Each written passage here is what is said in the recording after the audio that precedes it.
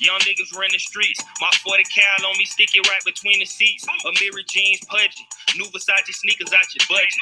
Off-white jacket. Fuck niggas can't touch me. Hustle hard, I got plaques out. Today I wanna bring a couple racks out. Hotline bling beating packs out. A fish on my line. Finally got them spitting stacks out. So what I did, swipe that motherfucker till it maxed out. The boy from the ghetto, I learned to kick the table when I wanna shake the jello. The word on the streets, I got them bags for the LO. No talking in the sheets, I play these hoes like a cello. Hello, I kick more shit and got more flavor. I be ducked off, somewhere exclusive with no neighbors. You can see me in the room where the money getting made. I just paid $50 for a dope boy fade. I stayed down on my hustle, ran the racks up. I finally got my shit kicked. I was down bad, fucked up and scuffed up. All I do is eat chicken. We set the tones in the streets. Real niggas made bones in the streets.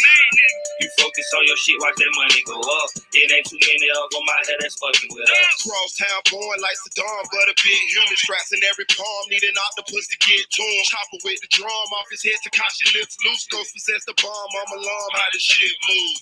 I died, came back and bought fresh. Your blow fell off, it lost self.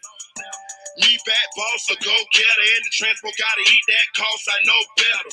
Elemental shit, I just float through the building. Gucci loafed up, got your hate on, kill them.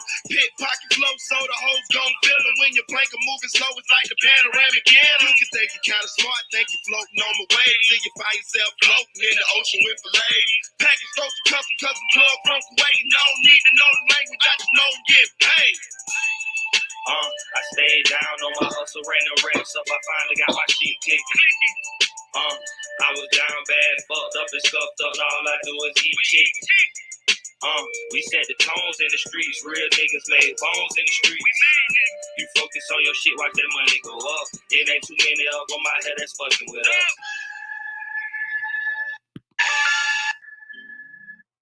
Yo, it's your boy Marita Boy back up in this thing, man. Listen.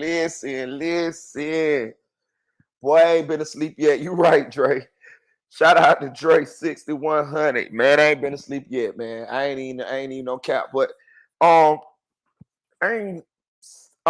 tired, of course, from work, but I ain't sleepy yet just yet. I probably get sleepy probably in the next 2 to 3 hours. But I love doing this, y'all. I love blogging. I love connecting and conversing with y'all, and like I say, this is me in real life. I'm the same in real life. This is not an act. It's all natural, and it's something that I love to do. So I don't really look at this like work. It is work though, and it is in the pursuit of a dollar. But you know how they say, if you find something that you love to do and you can get paid doing it, you'll never work a day in your life. I definitely feel like I blog for the rest of my life. You know what I'm saying? I enjoy it. So yeah, man, I'm cool with it. I enjoy blogging more than I enjoy my 9 to 5s. You see what I'm saying? So, and the end goal is to get this thing to where I don't have to work anymore. You know what I'm saying? These guys that's on this YouTube thing, and they making nice money. You know what I'm saying? They making over $100,000 a year. And I'm gonna just keep grinding and until I get there. You know what I'm saying? That's why I always encourage you guys to if y'all feel like there's something that y'all would like to do, I encourage you guys to jump in this arena as well. You know what I'm saying? And I would enjoy seeing some of y'all flourish in this internet YouTube blogging arena. You know what I mean? And shit, I'm an older person who got into this thing. So, you know what I mean? Shit, man, it's enough money out there for everybody. It's millions of people in this world, and I'm pretty sure that you guys could create some type of content that's unique to yourself or that you would enjoy creating. And I'm sure that it's over 1 million people that would resonate and connect with you guys, each and every one of y'all. So, man, yeah. Hey, shout out to Ashley, man. I appreciate you. Shout out to Kel1K. Shout out to Mondo. Shout out to Richard Supreme TV. Shout out to Audio Crack 22. Shout out to Chick 1000, aka the Chick 1K. Shout out to Nate Said It. Shout out to Deputy Eula. Shout out to Flyboy Michael Fo. Shout out to Nephew For Real. Shout out to Music 101. Shout out to Mickey Truth. Shout out to Lil Kel's Truth Movement. Shout out to Anonymous One. Shout out to Unspoken Crime Murders, Unspoken Crime Mysteries. Go subscribe to the channel. Got 2 channels. Shout out to King Zulu Street Fame. Go subscribe to his channel as well. Go subscribe to my boy Lord Backusar channel too. You know what I'm saying? Shout out to Kenny Presto. Shout out to Black Kid. Shout out to Silk Foster Jr. Shout out to my homegirl Eve. Eve hit me in the comments. You ain't give me a shout out, Marita. So I said, do it, Marita. I'm gonna give you a shout out, Eve. But I've been getting Eve shout outs. You know what I'm saying? I try to remember everybody. And for the most part, I kind of do. Shout out to King Morado. Shout out to S. Aaron's Way. Shout out to SLK, something like Clout TV. Inglewood. Shout out to FL Traffic. You know what I'm saying? Shout out to Invisible Woman. My girl Adrian had them quit us, dog, but I done pulled her back in. Shout out to Kenny. Shout out to Haley. Shout out to Megan. For real. Shout out to Lil A. Yeah, we rocking in this thing, man. For real. But yeah. I had, when I was on my break, I was looking at the live that I had did last night with y'all when we first, went over the situation about Trayvon Glass. And I looked at that shit. And I was like, man, that shit looked like it was kind of glitching, like the like the data or the internet wasn't popping. So I was like, oh hell no, nah, I'm gonna leave it up though. You know what I'm saying? As a time stamp. So we all know that the story about Trayvon Glass being the witness was broke here first on this channel, but I'm definitely gonna make a video, like I normally do, like the little short videos with my intro and everything, and some clips and some footage, and go over it too, just for people who like the short form. It's people that don't watch my lives, and it's people that would rather watch the little short form videos. So I get it. So I'm gonna make one of those today too. But y'all here on the live, y'all already gonna know the information or whatever. And I had to keep going. I didn't want to, you know what I mean? Like I'm tired, but shit, hey man, I gotta look, man. You gotta keep going. You gotta grind, man. You gotta grind, and it's the grind. You gotta enjoy the journey too. You know what I'm saying? Everybody got a destination or a goal, where they're trying to go, but always enjoy the journey. You know what I mean? Trust me, the journey is the most special part of it. You know what I'm saying? Because just imagine this: when you get to a goal, it's gonna be fulfilling that you achieve something. But right after that, if you're a grinder, if you're a hustler, if you're somebody that's ambitious or driven, you're gonna be like, well, what's next? And I'm gonna tell you what's gonna be next. You're gonna set another goal. You're gonna set out to accomplish something else. And so it's the accomplishment, but it's really the journey that's the most fulfilling part about it. You know what I mean? When you get somewhere, don't you always go back and sit back and think and look what you went through to get there, or what it was before you got there, and so it's that part about the situation, man. Hit that like button. What's up, King Morado? I gave y'all that's crazy. I talked about, shout out to Luminegro. For real. Oh, shout out to Raw Nature, my boy from Estonia. He been rocking with us for a long time. For real. But yeah, man, y'all seen Sexy Red sex tape, man? Bruh. Double, bruh. Look, man, check this out. I had not seen it, right? I just looked at it maybe about 20 minutes ago. You know what I'm saying? Like, okay, so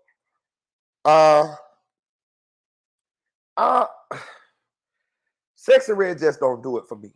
Now, I'm gonna say this. I ain't no hater. I ain't gonna hate on her now. She achieves some success. She she known. She getting paid. She getting money. So my hat's off to her for that. But for me, like, she just she never did it for me. Like looking at Sexy Red, she just never made me say, ooh, you know what I'm saying? Like when I see Sexy Red, she looked just like the chicks from my hood that that, you know what I mean? You know what I mean? Like, you know, the ones that we cuss out, you know what I mean? The ones that my homeboy got a baby from her and my other homeboy got a baby from her, and you know, somebody you can catch up, you know, to my getting in a fight with a bunch of chicks about a nigga. You know what I'm saying? Like, you know what I mean? Like, Sexy Red just look dingy to me. She doesn't look. She I mean, she just don't do it for me. I'm gonna just put it that way. You know what I mean? She look dingy to me, bro. She look like you ever seen them people that I don't care how much they bathe, I don't care what kind of clothes they put on, they just look dingy. That's what she looked like to me.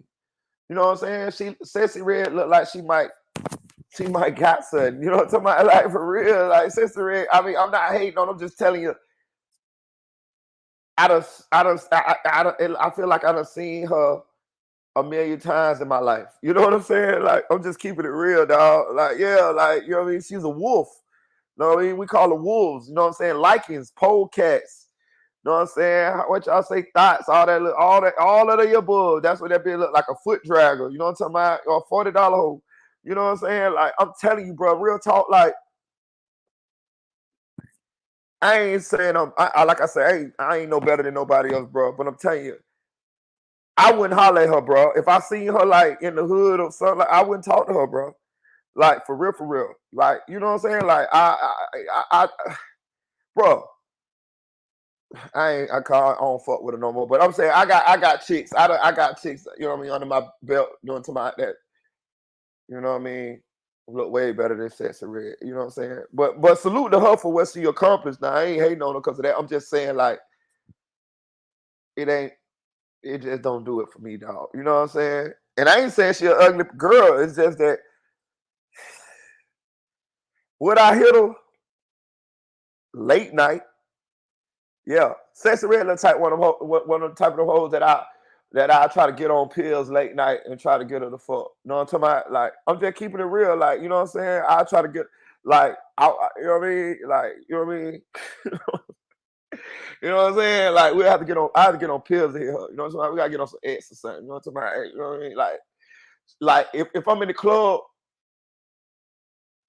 I'ma holler at her right before the end of the club. You know what I'm talking about? If I say I don't holler at the kind of, like, you know what I'm talking about, the hoes that I feel like I can't fuck that night, the ones I really want to get, I'm gonna holler at them first, right? Now, if I feel like they ain't gonna get nothing, they ain't gonna come up off on the first, you know, to my first night, Sexy Red gonna be like that plan D. She gonna be that one that I know I can smash. You know what I'm saying? I know I can. All I got to do is just holler at her real quick. You know what I'm talking about? And she gonna be like, yeah, let's do it. You know what I'm talking about? Yeah, you know what I mean? That's the type. You know what I'm saying? Like, shit, but yeah, they say Sexy Red dropped her own sex tape on her on her on her Instagram story, and I saw a little bit of. I mean, I saw a little bit of. Uh, I don't think I saw as much as everybody else saw, because I see people, they really like they talking like they doing the play by play. I ain't see all of that. They saying Buddy had to spit starter. No, I'm talking about like a go-kart. No, I'm talking about I had to put some WD-40 on that thing to get that thing. You know what I'm talking about? They saying she got cap in her rap. They say that thing was not paint. They say that thing looked like, know what I'm talking about, like brown rice, like Uncle B and brown rice. They said that thing was like brown, dog. Like, I don't know what's up with that, boy. I'm talking about. They said that thing wasn't. That's it. They said it wasn't doing what it's supposed to have did, my nigga. But in my opinion, from it did what I thought it would have do. What it would have did. Looking at her ass, I'm telling you, for real. I bet you Sexy Red done been down to the health department a number of times, bro. For real. Like, you know, but hey, man, it is what it is. It's still niggas that'll hit her. It ain't gonna stop now, because I'm gonna tell y'all something, ladies. Full disclosure. You know what I'm saying? I'm just keep it real, you know what I'm saying, for this one moment. Now, y'all count yourself lucky, because I I really ain't supposed to be telling y'all this shit here, but I'm gonna just tell y'all this shit just because it go with the story. Niggas will hit anything, ladies. I'm gonna just keep it real. So don't. I mean, I know we be trying to like, but for the most part, niggas will hit anything, dog. You know what I'm saying? For real, for real. It just depends on the situation and if we gonna get caught. You know what I'm talking about? And how desperate we is. You know what I'm talking about? For real, for real.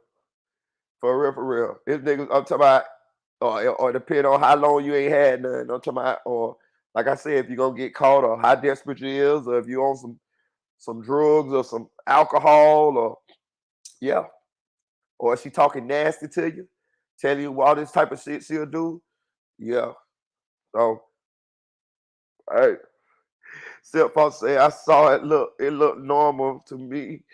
People judge it, but you don't know what part of the season it was. This could have been towards the end. Could have been. Miss Lovely and Sweet say she's the last show in the club. For real. That's what I'm talking about. Right before the lights come on. Know what I'm talking about? Whew, let's go. Know what I'm talking about? I'm gonna even take a step further than that. I ain't even walking out the club with her. That's how bad it is. I'm gonna already be at where I'm at, and I'm gonna get her homegirls to drop her off over there. Like she ain't even getting in my car after the club so people can see me sliding with her. Now we got to meet up. You know what I'm talking about? That's the type of shit, you know what I'm talking about, going on with her. You know what I'm saying? I'm telling you. Bro, listen, I'm gonna tell you a step further than that. I ain't the only one feel like this either. You know how I know? Because when that dude leaked the video of her laying beside him in the bed, I read the comments.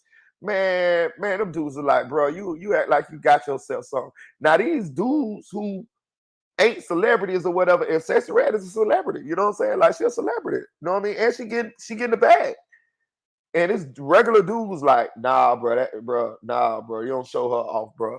I'm telling you, bro. I'm telling you. Sexy Red like a better looking Kyle. My neck, my back. Man, I would have got dead. I would have got caught dead talking to Kyle. Shout out to DOG TV. Hey, look. I ain't gonna count though. I done had to spit start a few of them in my day. I got them show will too. I spit start that thing real quick if I got to. Know what I'm talking about? Who? She and me. Who? That's my move if that thing ain't already Aquafina. Like, that's another thing. Motherfucker be talking about Aquafina. Man, look, man. A lot of these hoes ain't got no Aquafina, bro. Trust me. Listen, I done had bad bitches who had bad pussy. I'm just keeping I gotta keep it kind of PG-13. I forgot YouTube be tripping. But I done had bad chicks, bro. I'm talking about bad ones, bro. And that thing was bow. You know what I'm talking about? Don't move. Just lay there. You know what I'm talking about? All that little bullshit. I'm talking about, man, I be needing a full-grown panther in there with me. Goddamn it. I need somebody to rock and roll in that bitch with me. Goddamn it. I need somebody in that bitch I'm talking about in that bitch give me a round or run for my money, my nigga, for real, bitch. I want her to be trying to make me tap out while I'm trying to make her tap out. You know what I'm talking about? Shit. For real. I'm telling you. Bro, you ain't never had no real good session. You ain't never had a real good session with somebody who really, like, let me tell y'all something. I'm in full disclosure. When I do my thing, I look at it like a battle. Like either I win or either she win. That's how I look at it, bro. I ain't gonna even tell you no lie. That's how I look at it. I'm not trying to take no prisoners. Now, case in point, sometimes I lose. You know what I'm talking about? And sometimes she wins. But that's how I look at it. And that's how I at some point I'm gonna get the person who I'm doing this with to get on board with this, how we rocking in here. Either you gonna try to make me tap out or I'm trying to make you tap out. You know what I'm talking about? That's how I do, bro. For real. You know what I'm saying? For real. For real.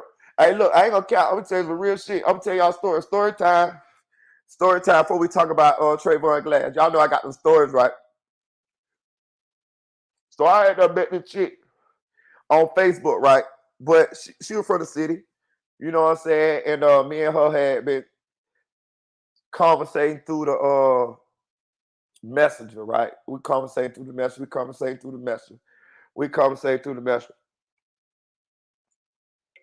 So we're gonna, you know how I go.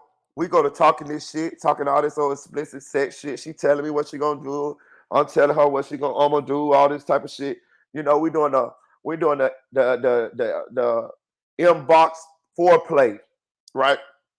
So we do this shit. We carry on with this shit for about 2 to 3 weeks. Never seen this girl a day in my life. Only always see her on Facebook. And I know people that she know because I don't see her pictures. She know people I know. And one day she called me, right? She say, where you at? I say, I'm at home. She say, you want to come over? I say, yeah. I said, where you stay? She told me where she stayed. Bro, how about the girl only stayed like 3 blocks away from me in like another apartment complex with like I did. I stayed in an apartment complex. She stayed in another one like 3 blocks away from me. I said, all right, I'm finna pull up, right? So now let me tell you what the play is, right? So I done talk so much shit to where, you know, I got to make sure I do my thing, right? You know, that's be the thing, fellas. When we done talked all this kind of shit, we got to make sure we show out. You know what I'm saying? And I'm gonna tell you this too. Ladies, women have the advantage. Let me tell you why women have the advantage. Because they don't have to worry about their shit going soft or nothing like that. They ain't got nothing but, you know what I mean? They got nothing but a hole. You know what I'm talking about? Us, we got the focus. You know what I'm talking about? We got to make sure the motion right. You know what I'm talking about? All that. You feel me? Like, and I'm gonna say this too. With us, it ain't no guarantee every time we gonna be in the zone. You know, sometimes we in the zone, sometimes we ain't in the zone. You know what I'm saying? We don't even really be knowing. Like sometimes we know, it depends. We like been drinking, you know what I'm saying? But I'm talking about like when you just like regular, sometimes you don't know if you're gonna be in the zone or not. Sometimes you don't know if you're gonna be in the zone until you get there. And I'm gonna tell you another thing too. Sometimes the zone come after about a good 20 minutes or in the act.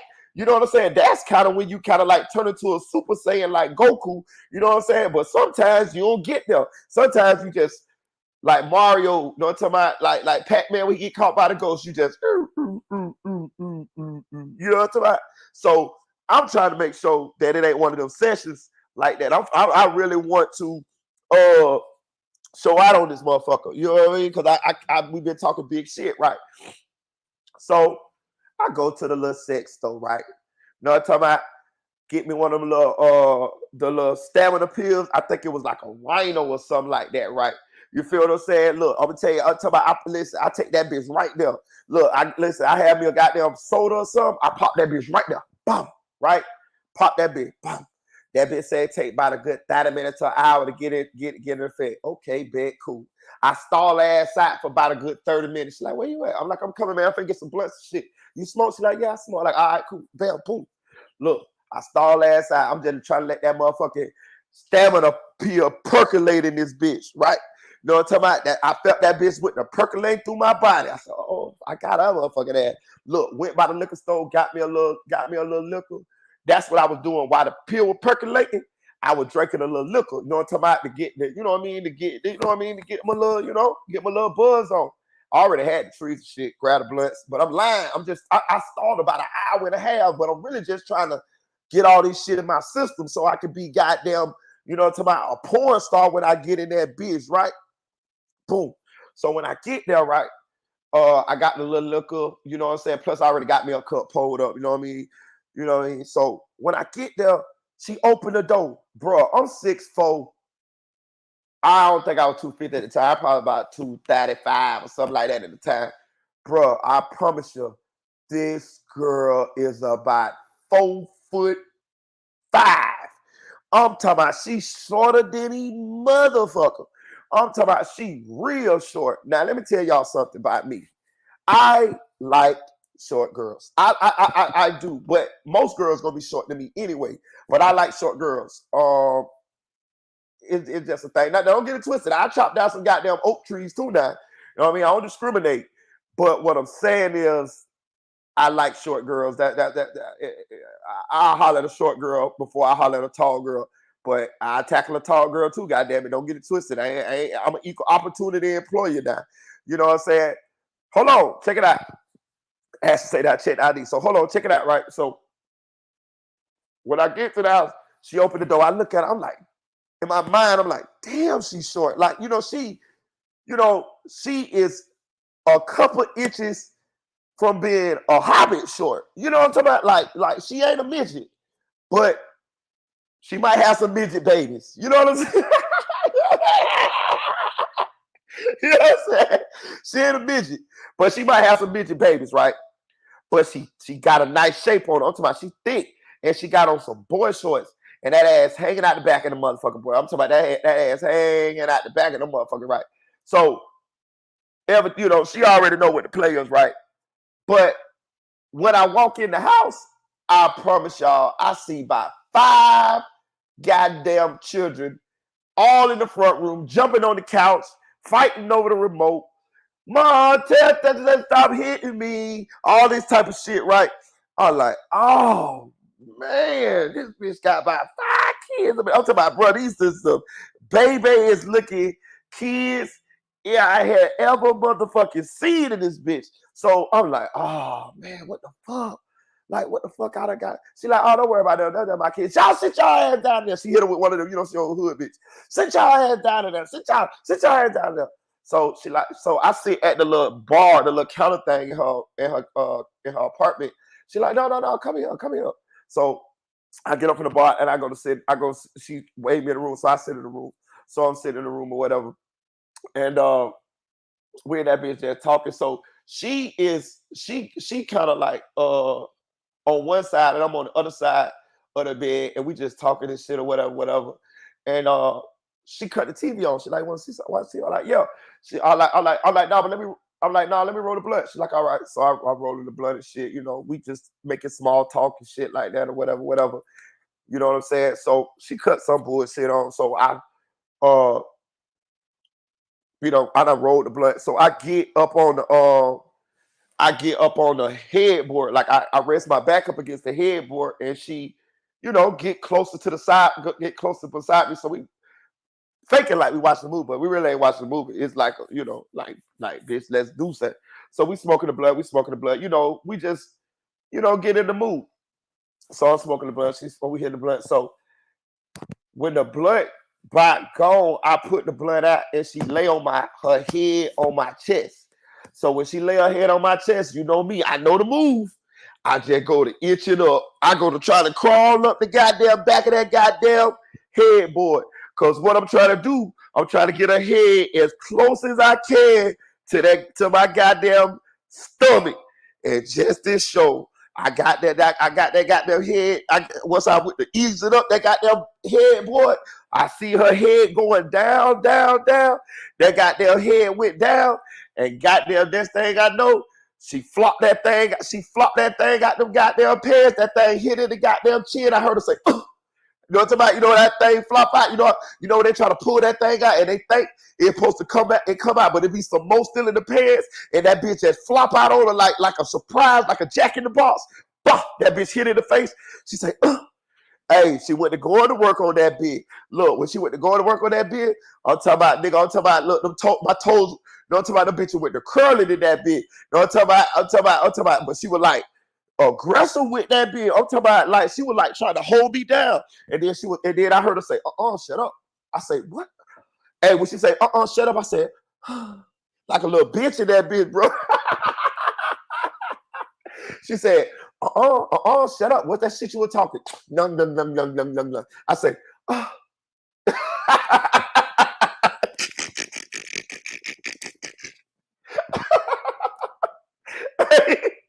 Hey, that bitch had brought the bitch out of me for a second, and that bitch, I say, oh. Hey, look. I'm talking about, so she went to go into town in that bitch.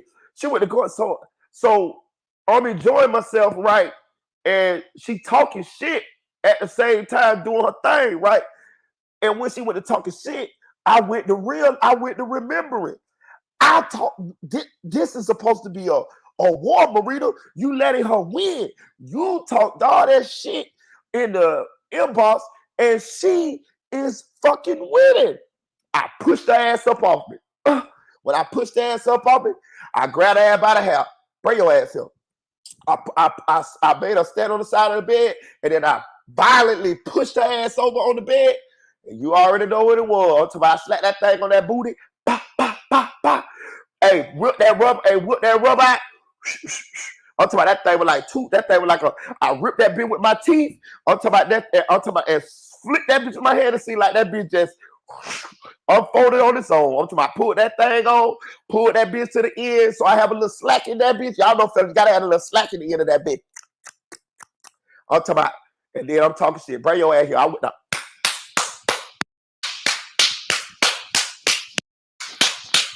I'm talking all kind of shit. I'm talking shit. I like to talk shit, y'all. I'm a shit talker, big shit talker. I went to pulling her hair, all type of shit. Now she's short as fuck. She can't fade me. I'm 6'4". She trying to run. She can't run. I'm getting aggressive. It's like we fighting that bitch, right? So I'm hitting her from the back, right? When I hit her, bro, I promise her. I hit her, and then when she was bringing it back, and then all of a sudden, she just fell down on the bed. She just collapsed. Like, like, nope, I ain't coming back up there no more. No, I ain't coming back up there no more. Hey, look, when she fell down on the bed, I said, what's up? She said, you lay down. That bitch pushed me on the bed, my nigga. Until I got on that thing. I'm talking about with the bah, bah, bah. I'm talking about riding that thing, dog. I'm talking about talking shit to me. She's like, no, I can't let you beat me like that. Make a long story short. And the kid's still in the front room, y'all. The kid's still in the front room. But to make a long story short, that was one of the best sessions that I ever had because she realized and I realized that we both had talked some shit and we both had a point to prove. You feel what I'm saying? And we had a good time in there, boy.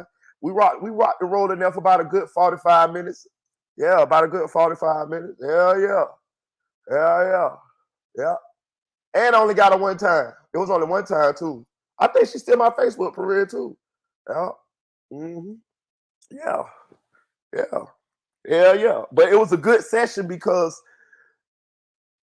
she wasn't shy. She felt like she had a point to prove. She was like me. She was nasty like me. And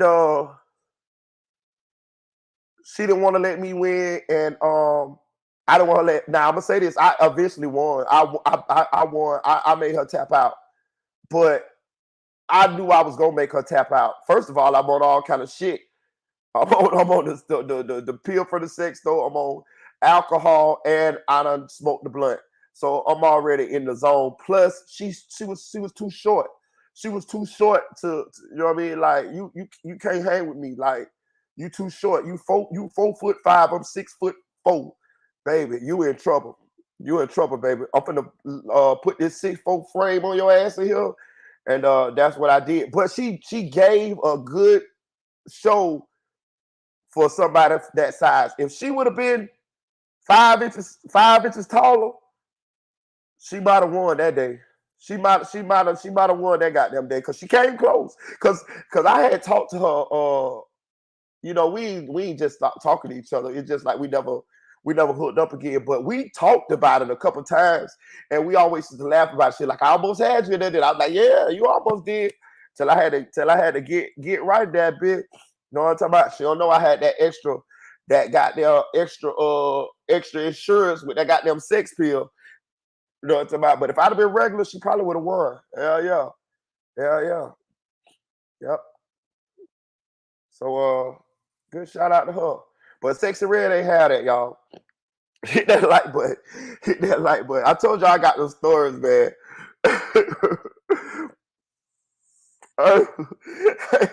Shout out to Camille Kimber. Shout out to Mr. Clean Anthony, man. Hey, man, I be giving y'all those stories, man. Listen, man, ain't no YouTuber like me, dog. I told y'all I keep it real in this thing, man. Hey, but yes, they say Sexy Red shouldn't have. They say she shouldn't have released that sex tape. They say because it wasn't Kim Kardashian, and it wasn't it just wasn't doing it. It wasn't You know, it wasn't Lena. What her name? Lena the plug. It wasn't Lena the plug in it. You know what I'm saying? It wasn't doing it like that. You know what I mean? Like it was what we thought it was. It was Cap in her rap. Hit that like button, y'all. Hit that like button. But yeah, let's get to the Trayvon Glass situation, man. Yeah, so my sources told me, okay, so I went live with y'all last night. Shout out to Kentucky Cheddar TV. So I went live with y'all last night, and when I went live with y'all, I did not know this at first, right? So once I got off the live with y'all, you know, some people got in contact with me that I trust, and they real close to the situation, and they let me know. They was like, look, you know, the witness is Trayvon Glass, you know, and I was like, yeah, and they was like, yeah. They was like, they've been beefing on Facebook. This been going on. They've been beefing for a while. Trayvon Glass, Bortlan, and Trayvon Glass's family. This been going on, and this is how the police know about the witness tampering. They have the social media situation, the messages, the posts, you know, and shit like this. And they said that the police been knew, like they been knew for months about this, and they just decide to charge Bortlan with this now. Shout out to Unspoken Crime Murders. That's my guy right there. Y'all go subscribe to his channel. I just gave you a shout out not too long ago, gang. On the hell, I just get Unspoken shout out there to every video. Shout out to Unspoken, man. Y'all go subscribe to his channel, man. But yeah, my sources told me that this been going on social media. So this is how the police know, but without a shadow of a doubt. And this is how they got enough to charge Bortlan with witness tampering, because he been beefing with Trayvon Glass via social media, and Trayvon Glass's family via social media.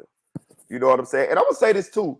Y'all don't remember when Trayvon Glass testified? Y'all don't remember Jamie posted something saying like a rat. She posted like a rat emoji or some shit she posted on her Facebook. You know what I'm saying? Like that type shit. Now I'm gonna say this. When we read that charge, that Trayvon Glass charges, Bortlan's charges, it said Cortland Henry and others. So when we first was trying to figure out, you know, exactly what was going on with Bortlan that first day they arrested when they raided his house, and we read what the state was alleged that he had done. I remember we went over it and I said, it said Cortland Henry and others. So when I read that on the live, I knew that it had to be other people involved in the alleged witness tampering, right? So I was under the impression that it was Jamie King. Remember, I said it got to be Jamie King because Mickey Troop said that she had immunity from the witness tampering or whatever. But I was under the impression of Jamie King because I remember Jamie King. Yeah, my nose gets stopped though. That Jamie King was posted that rat emoji that day when Trayvon Glass had testified. So, and then, you know, I already know that Jamie King been behind the scenes paying people off. She had even cuffed Melly's girlfriend, Mariah Hamilton, for a while. She was living with Jamie for a while after Melly was in jail. You know, she was calling herself keeping the girl close, keeping the girl happy, so the girl won't, you know, flip on Melly, because, you know, the girl allegedly had some very incriminating evidence against Melly. They alleged that Melly actually told her, you know, what he supposedly did, and she could seek him. So they were saying that Jamie King was keeping the girl really, really close, so that you know, and keeping her happy, so that you know, she don't get mad and flip on Melly. Now, dumbass Melly ended up going and getting another girlfriend and breaking up with the girl while he in jail for the damn double murder. And they say his mama told him like, "What? Like you stupid as hell." And she kept being friends with the girl to try to keep her happy, because you fuck around and cheat on a bitch, and this girl could tell whether you did this type of shit and could put you in jail for the rest of your life. Like you got to be the dumbest nigga in captivity, nigga. I would have went on and married that motherfucker. I ain't gonna even tell you no lie, boy. I would have married that girl. Who? Hell yeah, I'm not doing nothing to make her mad. You tripping. You know what I'm talking about? For real. You know what I'm saying? So I'm gonna say this. That's how they got enough to put Bortlan in jail for witness tampering, is because they did it publicly. They did it via social media. You know what I'm saying? And this been going on for a while. If you remember the charge, you read the charge, hit that like button, y'all hit that like button. It said from March, I think it said from June 10th. It was a 3-month period, bro. I can't remember exactly what the dates was, but it was a 3-month period when they said that Bortlan was witness tampering with this witness. So that lets you know. Now just think about what I said. They say they've been beefing, right? So they've been going back and forth for that extended period of time, y'all. You see what I'm saying? This is why in the paperwork it said on or about I think it was April 10th up until June sometime. I think it's June 22nd or something like that. My memory could be a little off with the dates, but it was something like, I know it's a 3-month period. That's because it was going on back and forth on social media that long. You see what I'm saying? So it fit. It all fits. Now, they're saying that how they got Melly is because they said that at his court date yesterday or whatever. Shit. They were saying that at Melly's court date, they were saying that they overheard Melly talking in the background of another inmate on the phone. So if I had to guess, this they say this is what was said in the court date. I mean at the hearing, when they was charging him with the tampering with the witness and all of that. So what it sounds like to me is Melly had got somebody else to make a phone call, and he was using them to say things to whoever he wanted them to say it to, but not him saying it himself. We do that. Like, I done did that in jail before. I done even seen dudes do that before. I seen dudes who get domestic violence charges on their girlfriend. They'll get another inmate to make a phone call to their girlfriend, and then they'll tell them what they want them to tell the girlfriend. You know what I'm saying? Because they're not allowed to have contact with the girl, and they know that their phone calls will be recorded. Now, all phone calls are recorded, but what we do sometimes is they give you actually like a number, like a inmate number, and you supposed to use that number when you're making phone calls. And this is so the jail knows that this is you who is this number is you, and this is who this call is registered you. It's like an ID number. So what we do sometimes, we switch numbers. You know what I mean? Sometimes I give somebody my number and they'll give me their number. That way, when they make the phone call, they'll think it's me, but it's not me talking. It'll be another inmate. Now, they have their way of figuring this shit out. Of course, they know if it's my voice or it ain't my voice. And they got cameras that can tell who is on the phone at that time. You get what I'm saying? Like, even if I give somebody my number, they got a camera looking at the goddamn phone, so they can look at the phone at the camera at 9:30, and they can see it ain't readable on the phone. They can see his goddamn King Morado on the phone. You know what I'm saying? But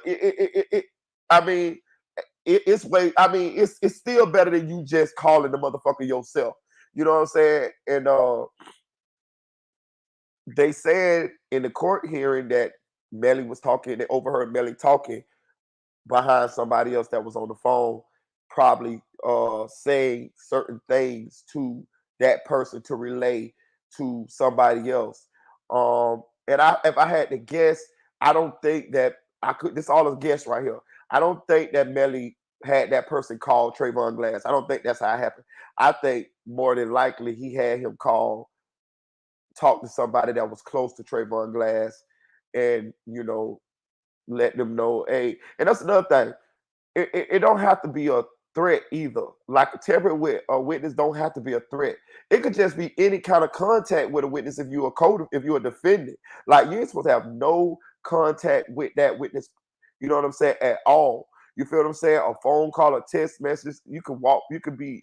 You ain't even supposed to be in the same areas. Of like Bortlan, he wasn't even supposed to, like he was free, so he couldn't even be like nowhere around them. You know what I'm saying? But tampering with a witness could be very minimal contact, but if they can document it or find that you made the contact, you could get charged with that if you a defendant, especially in a high profile case like this. Put it this way: let them motherfuckers would have found a phone call from Bortlan to Trayvon Glass. Not no recording, not no nothing like that. Just looking at Trayvon Glass phone records and see a phone call from Bortlan to Trayvon Glass. That could be witness tampering. Hell yeah. Hell yeah, that could be witness tampering. Hell yeah. And who knows what Trayvon Glass told them? You see what I'm saying? Do I think Trayvon Glass told them something? That's a good question. I don't know. I'm gonna drop the link, though. I'm gonna see what I'm gonna let y'all talk. You know what I'm saying? That way y'all ain't gotta just keep typing this shit. You know what I mean? But I will say this: we the first to break this story. You know what I mean? And if it is some bloggers that's in the chat listening to this, y'all welcome to run with it. Y'all welcome to have this information. Just give your boy a shout out. Y'all know that's all I care about. Just give your boy a shout out. Let them know where it came from. You feel what I'm saying? Because my sources is credible. They impeccable. I really want y'all to go on Facebook because I ain't had time to do all that shit. I've been up for like 14, 15 hours. I got on 2 jobs and came and got straight on live with y'all. Took a shower and got straight on live with y'all. That's probably why my motherfucking nose is fucked up in here. But and got straight on live with y'all.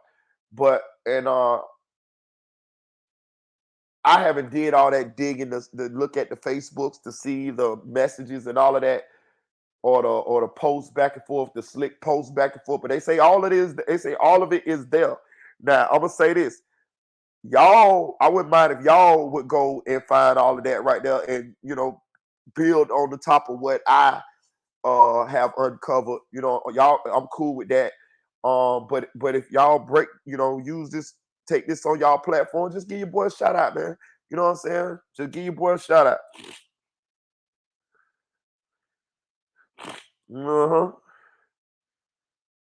Hey, Richard Supreme said that rhino had your heart racing. You know about that rhino, boy? What name's Ashley? Pull up, Ashley. You always talking about you want to be on the panel. She told me, I'll be glad when I get on the panel. I had ass on the panel the other night. She got up here and didn't say a damn thing. And then got off the panel. What name's Ashley?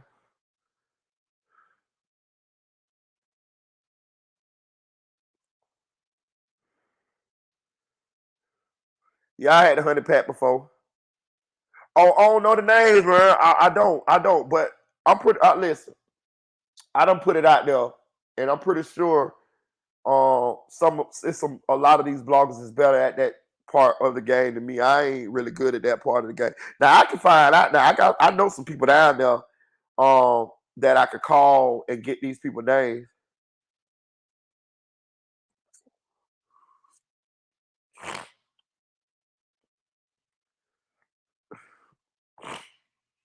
Oh, I don't know if it was. I don't know. They said she said was it nothing but men.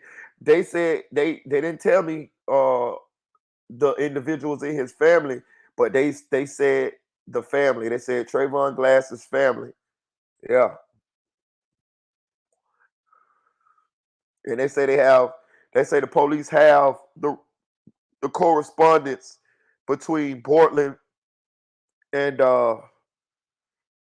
the family and I guess Trayvon Glass. And you know, Trayvon Glass was the one who actually testified and said that Melly didn't get into the red Mitsubishi and Melly didn't go back to the house with everybody after the studio. You know, Big Bank AD came up there and said that Melly did get in the car. But Trayvon Glass said he did. What's up, Ashley? Yo, Ashley. There she go with the people under the stairs shit. Ashley.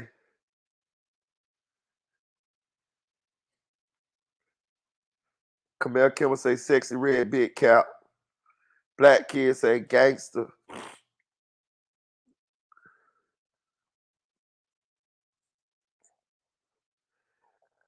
Hey Ashley, what you got going on, gang? She with the bullshit. Anyway, we're gonna talk. She said she at work though. She probably got me on mute or some shit like that. You gotta go to the bathroom, Ashley. That's what I be doing. What's up, Phil? Shit, nothing, man. I would have been hopped on. I had trying to cut my hair before I hit this road. Hey, I was thinking about your ass day. I was thinking about your ass day when I was at work. I was like, boy, I need to really slide out there to motherfucking Texas, man. For real, pop up on you. Shit, that'd be cool. You always welcome. Yeah, pop up on you. Good time. I've been busy as hell though. Family, man. I had so many birthdays this month, man. I'm tired of spending money. Shit. Man, shit. I know how that is, man. Look, I'm gonna tell you what I be doing sometimes. Like, I get in a little zone, especially when it like say it's like something to do, like a holiday or birthday or some shit. I get in a little zone and go to spend a little bit of money, and then I have to check myself sometimes. Like, hold on, goddamn it, we done did this shit before. This how you get fucked up. Slow down, goddamn it, slow down. You know what I'm saying? For real, because I get in the zone like that too. Yeah, man.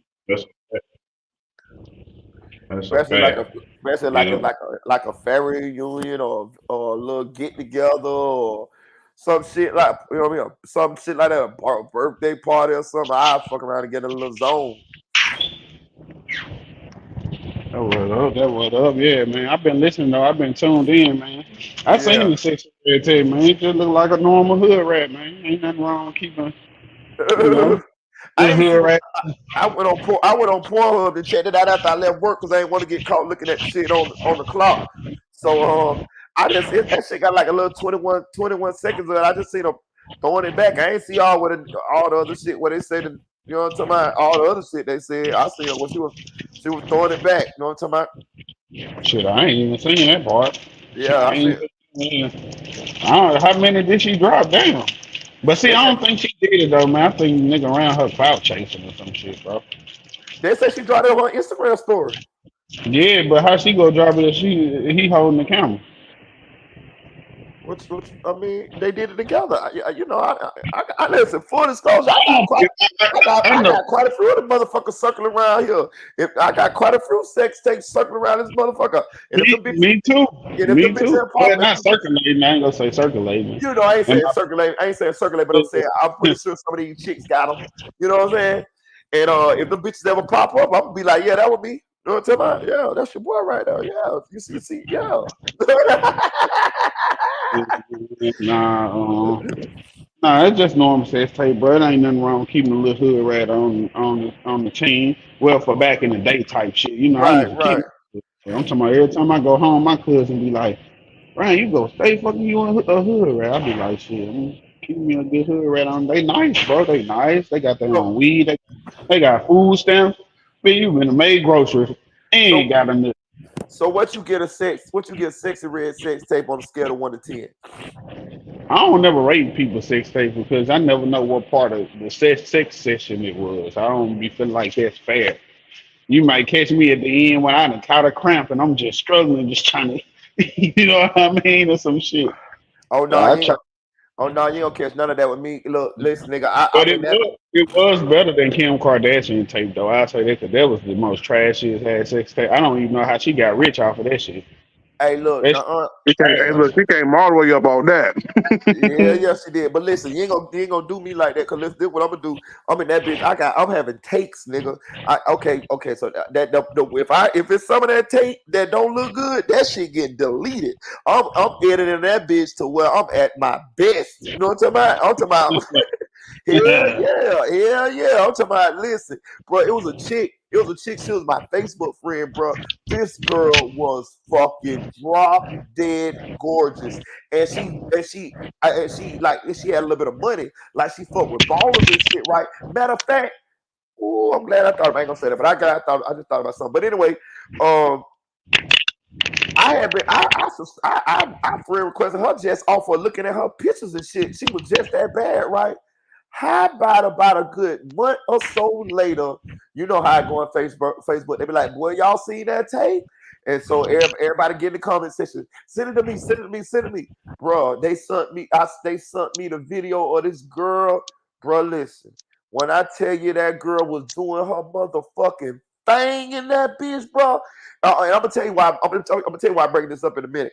But that girl was doing her motherfucking thing. For that girl to look that good and to have a fuck game like that, it just added to her fame.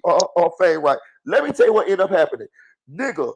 That girl went to get booked in Orlando to the clubs for walkthroughs. She don't rap or nothing.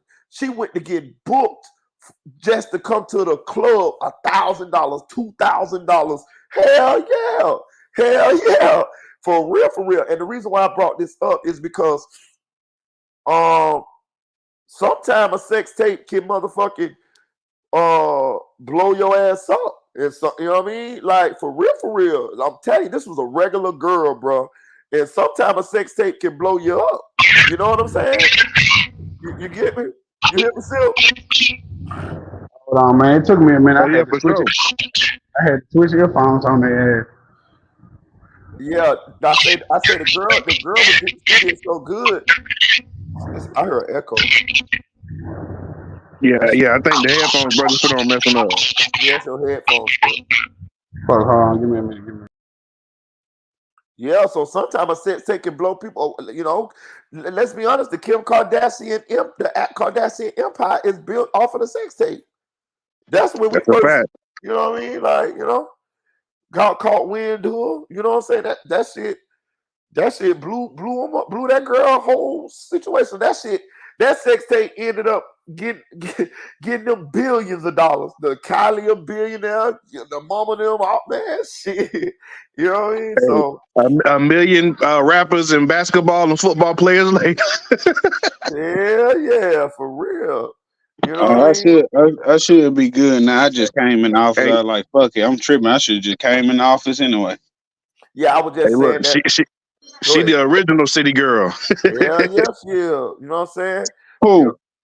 Kim Kardashian. I was just saying that girl that I was telling you about, she blew up off the sex tape. She had went to get booked to come to do walkthroughs at clubs for $1,000, $2,000, and she was a regular girl, but she did so good on that goddamn sex tape.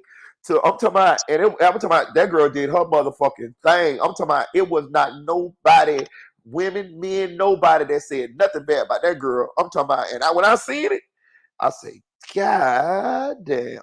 I'm talking about what girl? The girl that I was telling you that I had, that she was my Facebook friend. Just a local regular girl. Now, I will say that she was a beautiful girl. She wasn't like a hood rat type chick. She was the type of chick that fucked with ballers. Like because friend requested her before the tape came out, just on her pictures and her videos. I'm talking, she always in some extravagant shit. She always in a foreign or something like this and that there. Yeah. And she looked like an upper echelon type chick. But when that motherfucking sex tape came out and we see her in action, man, that girl was doing her motherfucking thing. I promise you. She should not have no shame in what we saw, other than maybe for children or mama them or grandmama them find out. But I'm talking about for the public, everybody was like this. I swear to God. And she made money off of it. I'm talking about she went to get, I'd never seen this before. Niggas was booking her promoters was booking her to come to the club for like $1,000 or something. Yeah. Shit, that was up though. Shit, at least get some traction off of this shit. Okay, hey, Nancy Lopez say not Mookie from Orlando. Nancy Lopez, you from Orlando because you know Mookie was the second one. No, this girl I'm talking about was from Gainesville. She was before Mookie. Mookie kind of like a hood rat bitch, but Mookie went viral too. She kept leaking videos of niggas that she was fucking, and I mean, it was alright. It was alright. Mookie was alright, but the other girl was before Mookie. She came right before Mookie. Mookie, it seemed like Mookie peeped the play and used the blueprint that the girl did. Mookie started getting booked for shows too. So Mookie was the second person that went to get booked for shows like that. So I done seen two girls do that. Yeah. Shout out to you, Nancy Lopez. You know a little something. Because I remember when Mookie did it. Yeah. Hey man, get it how you live. That's what I say. Yeah, man. You know what I mean? Can't Listen, knock the hustle. Can't knock the hustle. listen, let me tell y'all something. Like, I don't listen. I told you I don't look down on people. I don't judge people. I talk a little shit. I do a little cracking, but I don't look down on people. If you, I put it this way: if you ashamed of what you do, then I got a problem with you. But if you ain't ashamed of it and you wait and you do your thing, then I can respect it. Like I got homegirls that sell pussy, straight up sell pussy, and I respect them for it. You feel what I'm saying? Me too. You know what I'm Real saying? shit. Yeah. I don't call them hoes and none of that shit. I respect them. You feel me? No, because there's a lot of girls selling pussy, but don't got their own spot. They can't afford daycare. That's They what can't I'm afford a saying. car. I know girls who selling it and they doing pretty good. That's what I'm saying. If you sell pussy on all the way to the top, how can I hate on that? How can I hate on the end of the Cole Smith? How can I hate on you know what I'm saying, a How Marilyn could you hate? Monroe? I mean, how could you hate anyway, even if they Right. wasn't making money? Because there's so many of these women out here fucking niggas for free anyway. Free. That's what I'm For saying. free. Well, listen, that's what I'm saying. That's the ones I got a problem with.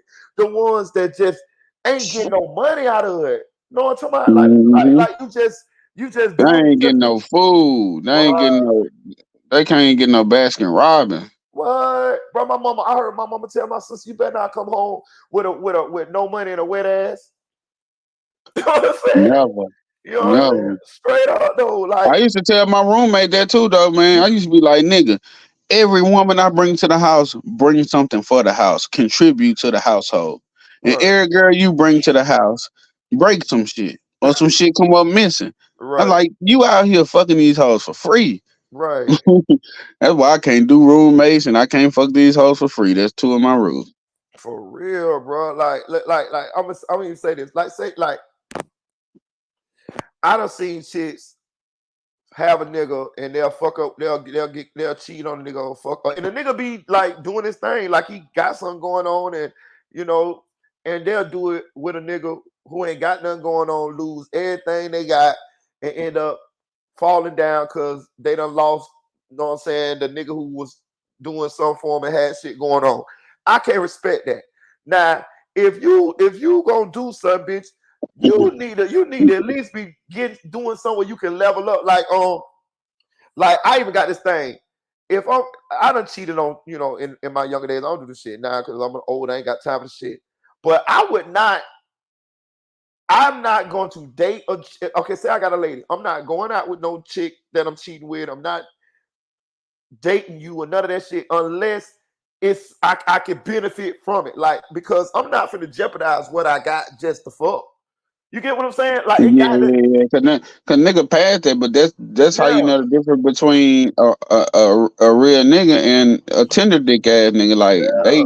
they persuaded by everything that come along. That says me, I'm that type of person. Shit, when it get weird, I don't even care about the sex. I had a chick one time. She was bad too from the hood. Now her nigga, he had something going on. Like he served weight and shit, right? But I knew she liked me, right? So matter of fact, I used to cop from the nigga. That's how I used to talk to her. And she used to serve too. So sometimes when I go to cop, he wasn't there. So me and her talking, me and her flirting shit, right? So one day I went to cop and he wasn't there. So I'm like, damn, what's up, man? When we gonna get this shit popping off? You know what I'm talking about? She was like, look, let me tell you something straight up. She was like, look, I'll do something with you now. But if we get caught, you better be able to take care of me because I'm gonna be jeopardizing all this and that there. When she said that, I said, you know what? I can respect that. And I never talk to that bitch no more. That's what I was saying. Like, yeah, man, you don't even supposed to be talking to me if you feel like that. Yeah, I ain't never talk to that bitch no more. That was the first thing I thought. Like, man, yeah, I ain't about to do nothing. They said Nah, cause it I got got too I got an expensive for you, older. huh? Yeah, Yeah. that's crazy. I got an older homie, cause most of my real homies they older than me and shit, and he dealing with the same. He was dealing with the same shit, and it's like. He like, look, you got a whole husband. You over here to get away from that. You ain't about to be tripping with me about who I have over here. Right. Like, what you got this shit twisted? I Yeah, ain't about yeah. to just keep making shit convenient for you. Now, you know, I be understanding people be in certain situations, but I feel like they just be going about figuring out how to handle it the wrong way. Yeah. For sure. For sure. That's why I say, like, once you done had sex, you know what I mean? Like, you know what I'm saying? Like, once you over that jitterbug shit, where it's like, ooh, I gotta get some pussy. Then you able to think and you ain't just moving with your little head. You know what I'm saying? You know what I mean? Like that, like you can think more mature on a more mature level and turn some shit down sometimes. If the shit ain't, you know what I mean? Yeah. I'm telling you, I had a date. What it was? Not this Saturday. Last Saturday. I supposed to went out on a date last Saturday. You know what I did? Lied to the bitch and went to sleep. I went to sleep, Mm, man, because mm, I'm like, man, shit, man. I'm stacking my money. I like where I'm at right now. Uh, she look all right, but I'm saying she ain't nothing. I could tell. Oh, she gonna need some help somewhere down the line. So, and right. your compassionate ass, you like me. I've been on. God damn. You know You know what what I'm I'm saying? saying? So enough if they trying to help themselves, I'd be like, fuck, I gotta do it now. But Exactly. So I was yeah, like, like you right. I was like, man, fuck that shit. You know, I still No, got, it's hard as hell to keep I still to got a make it text message hard to right here. keep. I still got a text message right here. I left that shit on red. What you doing? What time you coming? I left that shit on red. I'm saying like that. What I'm saying, man. I'll turn some shit down too now. You know what I'm saying? You got to, man. Sometimes that shit'll save your life, nigga. You know what I'm saying? I Shit. mean, sometimes I ain't gonna be lying. Like sometimes I just don't be feeling like going nowhere. That's what I'm saying. I tell you, that what I'm telling you. I went to sleep. But I'm telling you, I ain't do a damn I just thing. don't want to go though. I'm telling you, these last few weeks done woke me out, man. I ain't been wanting to do nothing. I stayed up to 4 in the morning going out. I was up from the time I did the podcast I just dropped that morning Mm-hmm. to 4 the next morning, and then had to go work a double. I Damn. slept like 2 hours or some shit. I know idea, bro. I be doing the same thing, bro. I'm telling you, shit. I get It's lucky though. I tiring. get lucky though, cause my second job I drive the forklifts and shit, so I don't have to do nothing physically. But shit, I still be tired. You know what I'm saying? Like after I get off this live, shit, I'm probably gonna sleep till the nighttime. You know what I'm saying? I Shit, gotta hit the road. Shit, about 3 o'clock. I got like a 8, 9 hour drive ahead of me. damn. Where you headed to? You don't mind me asking? Mississippi. I'm about to go record with Heartbeats. Mm-hmm. He was JD Younger produced. He didn't produce with Pimp C, Rocco, shit, a long list of motherfuckers. He didn't Fiend, all type of people. Yeah, but he was doing most of JD Younger production before he got killed. But he recorded my first like official album slash mixtape. It's still on that Piff, but it's under Lil Silk, not Silk Foster. But so I'm just linking back up with him, man, and I broke some bread with him to get some beats, and go down there, turn up in his homecoming. While I used to go to college at USM, University of Southern Mississippi, and my daughter down there, so I got Yeah, some I was gonna activities. say that's what I thought you were gonna say. 'Cause I remember you said your daughter was down that way. Oh yeah, I got some activities and gifts and all type of stuff. I think we gonna make some cookies and cream popcorn. We gonna try to do it from scratch though. Oh yeah. I see what you're talking about now when you say you kind of been spending money because hell yeah, everything that you got planned, yeah, that's the kind of environment situation I'm talking about that I would end up spending money in. Like to get prepared to go and doing all that. Then Yeah. all my friends coming, all my homies from college, everybody coming in town. I already got like a case of champagne in the car outside. So I'm ready. I got dead and about 30 pre-rolls, fat like 3 grams of each of them, like the young niggas be doing. Cause I still smoke regular blunts, but when I be going to fuck with different people, I just pre-roll all my shit, man, and have some fat ass blunts. So Hey, I'm going to have a good time and do some work and do some networking and see I ain't, baby girl. I ain't trying to get you to spend no more money, but it sure sound like a nice time if you would have had you a cameraman with you just to catch everything while it's going down. Like, you know what I'm saying? The crazy For shit is, sure. man, it be live shit going down all the time, man. That's why I got to do better at because I'm just a regular nigga. I be wanting to enjoy the moment, Mm-hmm. and everybody wants you to record the moment. It's like I ain't even looking with my eyes; I'm looking through a camera. So That's why, that's why I say you I get a be trying my cameraman. best. I got to do better at that, but I be wanting to be a regular nigga. Like at the same time, like That's why I say I if you get a don't. cameraman, he could catch. You I could was just about to be say, yeah, get a cameraman. Yep. you could just be Especially doing. what you're doing this weekend with homecoming, Well, well, and you about to be working well. with a See that. producer. You Yeah. Well, definitely could vlog that.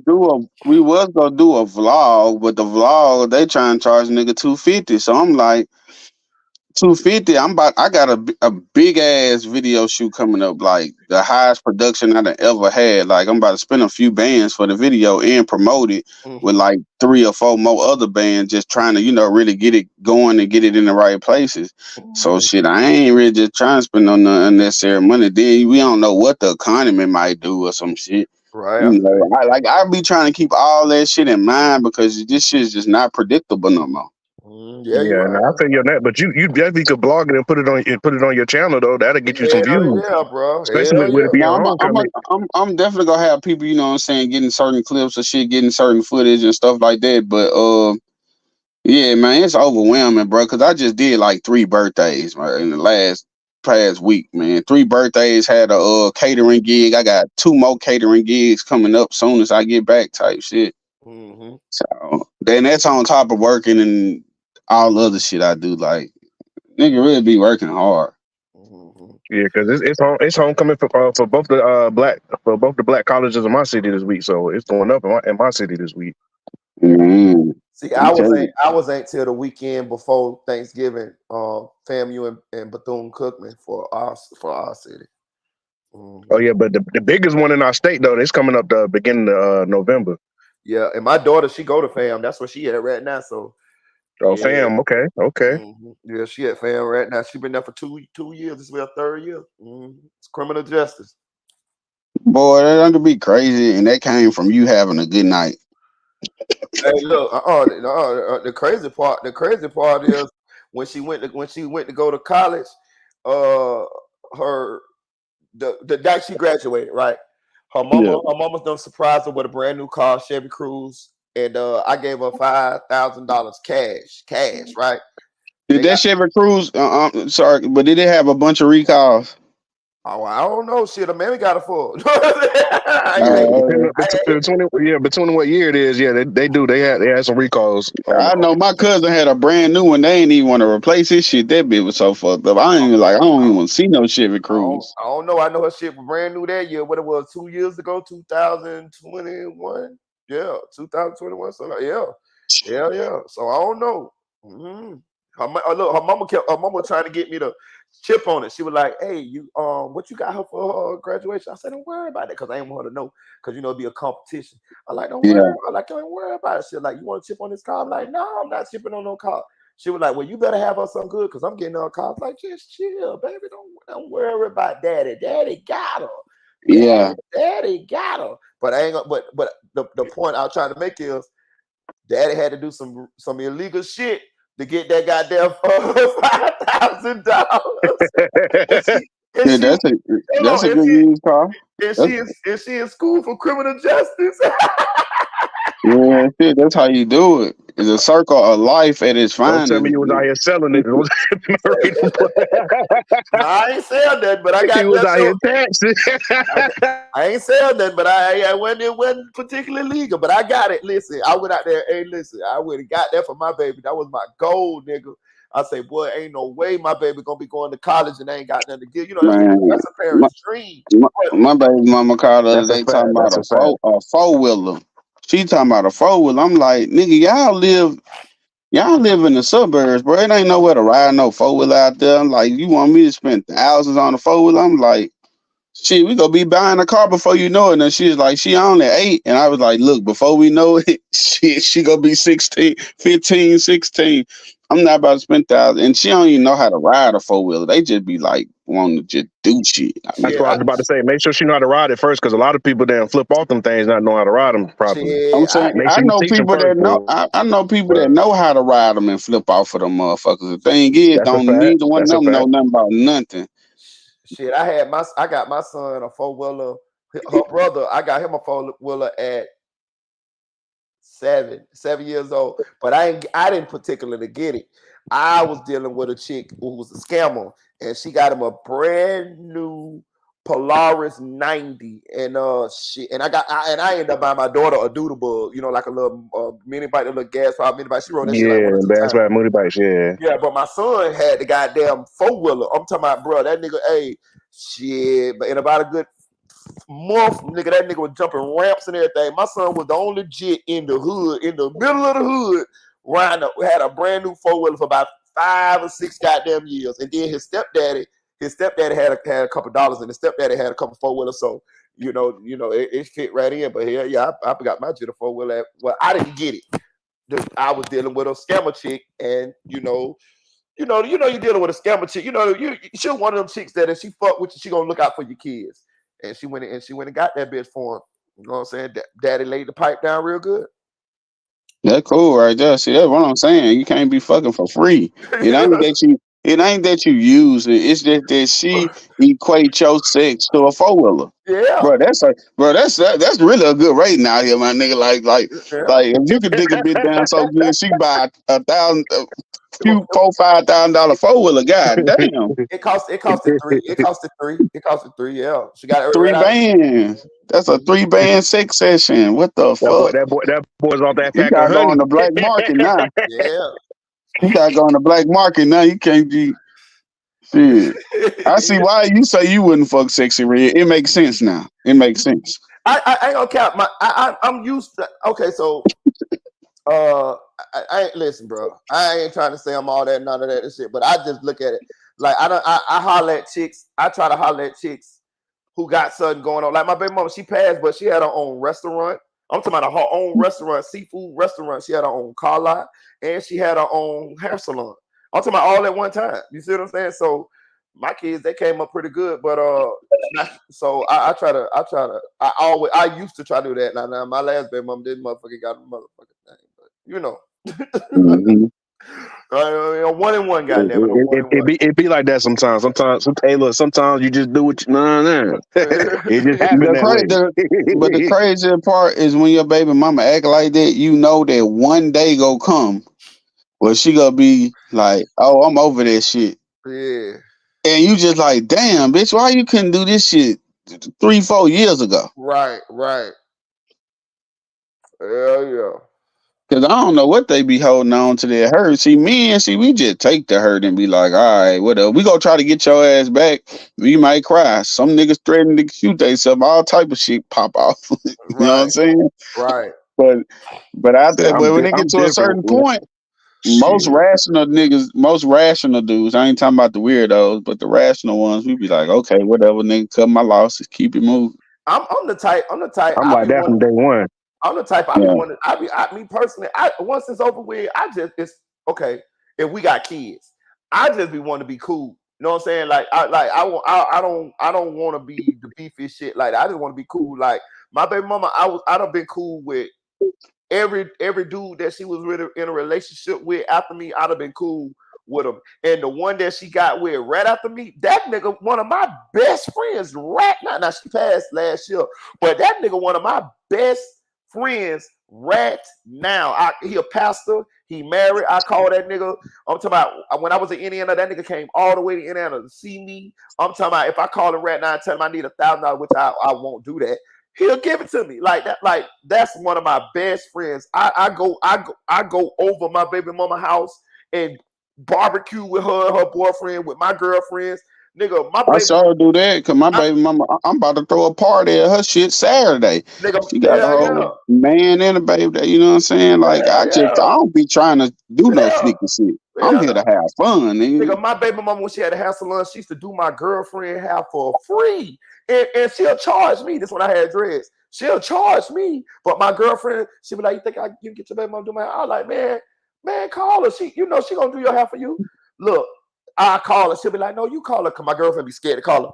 I say, all right, I call her. I'll be like, hey, Toya, you'll do Kiki hair for her? She was like, yeah, tell her come out of shop. I was like, how much you gonna charge her? She was like, man, she ain't gotta pay me nothing. And she'll do her hair for free. Plenty of time. Yeah. But she gonna charge me though. You know what I'm saying? My baby mama like my girlfriend is better. She like me. Damn right, she gonna charge you. She want them coins from you. I know a nigga that used to charge his baby mama for weed and had plenty weed. Was the man. Still made her ass pay. He right. It's only right. Goddamn shit. That business, the personal business, two different things. He was still with her though. That was the crazy part. Personal and business, two separate things, my guy. I'm with him on that. Hey, this business, what me and you got is personal. I used to go to my baby mama restaurant. Like they had seafood. You know, they'll have like the shrimp with the eggs, with the sausage, with the snow crabs and shit like that. And I go to a restaurant, right? My daughter will be the cashier. My son will be in the back fixing the orders and shit. And then her boyfriend, he'll be doing some other shit. They printed t-shirts. She'll be doing some other shit. So I get there. I come in that bitch after work. I be like, what up, bro? Where your wife at? He be like, no, that ain't my wife. That's your wife. Like, nigga, that's your wife. Where your wife at? He be like, oh, she in the back right there. I be like, so I holler at him. I'm like, all right, bro, let me get the shrimp. Let me get the steak. Let me get the boiled eggs with the sausage. Can I get an extra potato and an extra thing of corn? He be like, yeah. So he'll tell my daughter. So my daughter like, hey, daddy, what's up, baby? Hey, she'll bring that shit up. Look, when my son will be back there, what's up, dad? What's up, son? Hey, yeah, you know what I'm saying? Put a little bit of that butter on that thing for your daddy. Hey, look, then when I get ready to pay for it, the dude, he'll be like, nah, bro, you straight? I'll be like, what? He be like, bro, you gotta pay for nothing up in here, bro. Back that up, my nigga. You know what I'm talking about? You know what I mean? Sometimes I sit right that bitch and eat. You know what I mean? My baby mama come out that bitch, and hey, you know it's almost school time. You know what I'm saying? She hit me one of them. You know it's almost school time. Yeah, you got them school clothes ready? Yeah, baby, I got them. I'm gonna send you about $200-$300 this weekend. Send you $100 every week. Goddamn it. You know what I'm saying? Yeah, we had that type. That's all you gotta do. That's all you gotta do. My baby mama took me out child support. That was a blessing. Shit, I just sent my little baby. He turned 1 September 13th. I just sent his ass 14 outfits off the little website. That shit is Temu. I just ordered them bitches. He'll get them bitches the 9th. No, to my son, I sent them bitches to Indiana, and I got with the kids Foot Locker website, and I done ordered him a pair of Air Force Ones and 2 pair of the Jordan MVPs, and they'll be there Tuesday. See, my daughter hard on shoes. I can't get her no like extra nice shit. I gotta get her regular shit. Like, you know what I'm saying? Like she like her shoes be new for like 5 minutes. After 5 minutes, she done already bent them. She done already put a crease in that motherfucking everything. Yeah, you gotta wait till they get a certain age before you start getting them expensive shoes, boy. Cause whoo, yeah, but I don't be wanting to just walk around to anything. I be wanting her to be, at least comfort at the very least. I want to be a comfortable shoe. But nah, I be having to find the deals and the licks and the sales. I be like, look, man, like this shit gonna be new. I really should have got some shoes before I headed down here, but man, my jit ain't number one, and I went on that goddamn kids Foot Locker with that Foot Locker Nike website. I went to get 3 of them bitches. Nigga, them little shoes ain't for $55, $60, Jordan $50, $6. Man, shit, I spent $150 and got 3 pair of them bitches. Hell yeah. Nigga, I spent $160 and only got 2 pair of Skechers that she wanted. Like we at the shoe store. I'm like, all right, pick your shoes out. And she picking some outrageous shoes that is too tacky. I'm not gonna let her get. But these was formidable, you know what I'm saying? Right. So I'm like, all right, they Skechers, whatever. We get to the counter, they like 160. I'm like, 160, nigga. When Skechers get that high? For kids, it's still like, God damn.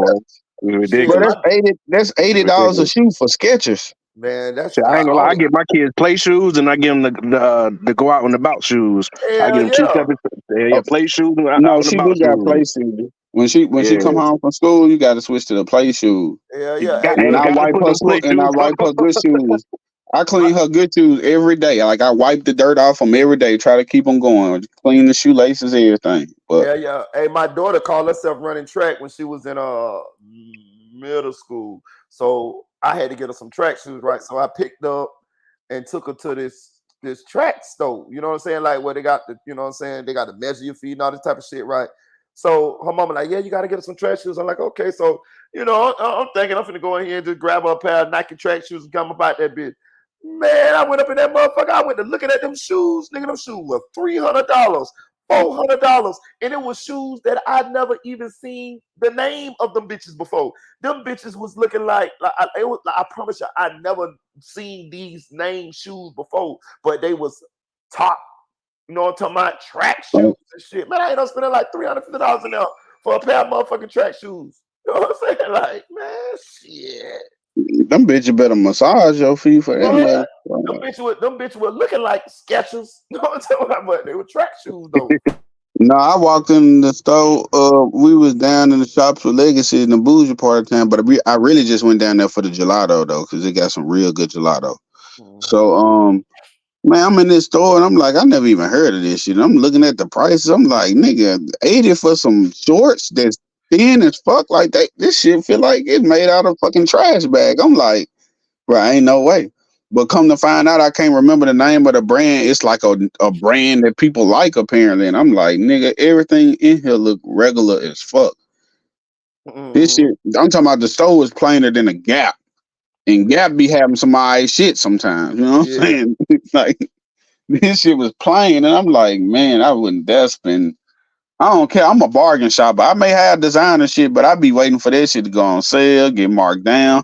It's winter time. I'm about to shop for the summer. It's summertime. I'm shopping for the winter. That's all you gotta do. I ain't gonna cap to you though. You can really make it look good. All you really need is really the nice shoes and some trinkets. The trinkets would bring it out. The earrings, you know what I mean? Have your little nice little watch on. You can, nigga, I see a lot of niggas with money that wear t-shirts. Now they might have some nice jeans on and some nice shoes, but these niggas wear t-shirts. And you know what I'm talking about? And just because they got a pair of earrings on or a nice chain or a nice bracelet or a nice watch, it bring it out. You know what I'm saying? You can have on some white, some white ones. White ones, white t-shirt, pair of jeans. If you like a ball cap, get you a ball cap. Get you some, you know what I mean? Like, you could go on Amazon and get you some Von Dutch hats, shit like that. There, I'm telling you, boy, I'm good at knowing how to make that thing look good. You know what I'm talking about? For real. Hey, it ain't on you, sing you. It ain't on you, sing you. Yeah. I got me a pair of pink jeans from Temu coming right now. Them bitches hard than the motherfucker. Look like they ripped all up, and them bitches pink. Yeah. I'm gonna go. I already seen the Von Dutch hat. I got that bitch red and pink. I'm gonna get that bitch off Amazon, get that bitch son here. I'm gonna get me a white t-shirt and probably some white ones or some Jordans and rock that bitch on out. Shit, I'm telling you, you'll see. You ain't gotta spend now. If you want to get sporty, you know, you get your couple dollars, you can get your pair of designer shoes. You know what I'm talking about? But it's all kind of designers. It's designers nigga never heard of. They be having some fire ass shoes, and them bitches will start at like 800. Then you'll find them marked down for like 160. Nigga, I'm gonna get them because they fresh and because I know don't nobody else got them, but ain't nobody that don't even know this brand type shit. That's what I be looking. Like I got like 3 pair of Gucci shoes in here, but shit, I've been had them for a while. I got the Gucci slides. You know what I'm saying? You know what I mean? Shit. Well, yeah, I done had them for a while and I don't wear them that much. You know what I'm saying? I wear them every now and then. Yeah, I got a little bit of everything in the shoe collection, shit. But at the end of the day, really what made me go overboard and get a bunch of shoes when I was in jail, it got so hot in Texas. I was homeless at the time, so all my shoes was in my trunk. Them bitches melted apart. That's how hot it got. Right. All of my shoes melted apart. I'm talking about exclusive J's, Gucci, all type of shit, just warped and fucked up. Damn. Yeah. So I was like shoe here, shoe there for like a few years till I got on my feet. Then shit, and I looked up and I was like, okay, I'm all right now, nigga. I went on the internet and went crazy, nigga. There were Straight up. boxes coming every day for like a week and a half. Mm-hmm. Hey, shit, I got a question for you, Marita. Go ahead, bro. You think them witness temperature charges gonna stick though? I think Bortlan's on gonna stick from what my people telling me. All the evidence that they have, and they said that they've been had all this evidence. Like they could have charged Bortlan with this. They was for some reason strategically waiting for this moment or time and a period in time to charge him. So yeah, I think Bortlan's gonna stick. Melly's on. Okay, do I think Melly's on gonna stick? Yep. And I'm gonna tell you why. They listen, y'all know me. I'm on this, Dre, me, you know how me and you first started, you more like advocating for what Melly got for Melly's situation, and I'm more like on for the victims. But I'm gonna say this, bro.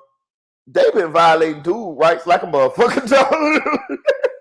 They've been doing them dirty, boy. They be doing him dirty. So once being that I see all of that, yeah, I think them charges gonna stick because I think it's a vendetta against him. Bro, they took this man. Shout out to Mickey True. She broke this. They took this man phone privileges and visitation privileges because a inmate wrote a grievance on Melly and said that Melly had a shank. They shook his room down. He only had a pencil and a bag of tater chips. They ended up still taking his visitation rights, phone privileges, and he can't see his lawyer as frequently as he want to. And they put him he already in 23-1, so he already in lockdown, and he still at this point don't have those rights back due to the grievance. So and that's been about 2 years, right? Yeah. So that's the reason I was asking, bro, because I was trying to figure out like how in the world was he tampering through the trial, and he ain't even had no visitations, no phone privileges or nothing. So that's why I was asking, like, could it stick? Because I don't know. When I heard that, when I heard you say that, it just sounded weird to me. Because I'm like, bro, if he been in isolation like that, because I've been in a hole like that before, like, bro, it ain't no way for you unless you got a guard in pocket like that, bro. It ain't no way for you really be making no noise like that. You get what I'm saying? It ain't. And shout out to Music 101. He came on the panel. Y'all go subscribe to Music 101 channel. And he came on the panel yesterday or the day before. And he said that he came in the chat last night and talked about it. He said that they overheard Melly talking behind another inmate talking on the phone. So sort of like he was kind of using the inmate as a puppet, and the inmate had the inmates say shit to whoever they was talking on the phone. And he said this is what we're gonna do. Okay, I got it. This is how we're gonna do it. We're gonna give my boy a shout out. He made a video about it, and we're gonna do it. We're gonna watch it. Y'all go subscribe to Music Channel too, bro. That nigga be having some exclusive shit. Hey, Marita, chat. Bro, I'm Melly really did that, Melly stupid as I don't know what. I'm gonna stay listening, but I'm about to have to act like I give a fuck at work. Okay, so, I'm gonna catch y'all later. All right, bro. All right, hey, salute to you, bro. Salute to you. Y'all have a good day, man. Y'all go subscribe. Chat, have a good day. Be safe. Hey, tell them. Hey, plug your shit, bro. Tell them where they can find you at and subscribe and follow you at. Silk Foster Jr. SILK Foster Jr. All platforms, Spotify, Apple Music, Tidal, Instagram. I'm Big Silk Foster. On YouTube, Silk Foster Jr. Yeah, I got a lot of stuff coming up. Podcasts, all of that good stuff. But yeah, y'all make sure y'all hit them like buttons for Marita though, man. Hit them like buttons, comment, subscribe, hit the bell, all that shit. Appreciate you, bro. Be safe, man. Y'all too. I'm finna play this Melly tampering video. Just chill real quick, so that we can cause I like your question that you had proposed, Dre, because I was confused at that too, but music broke it down. as to what happened, and we gonna play it.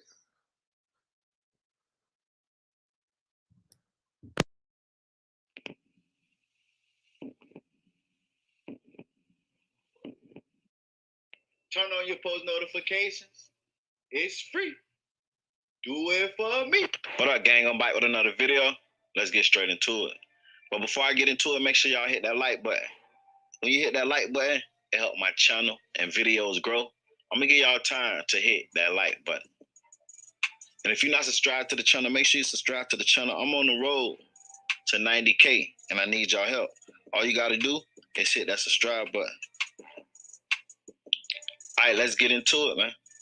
Now, we all know I dropped the video today. If you haven't seen it, go check it out. I'm going to put it right here on the screen.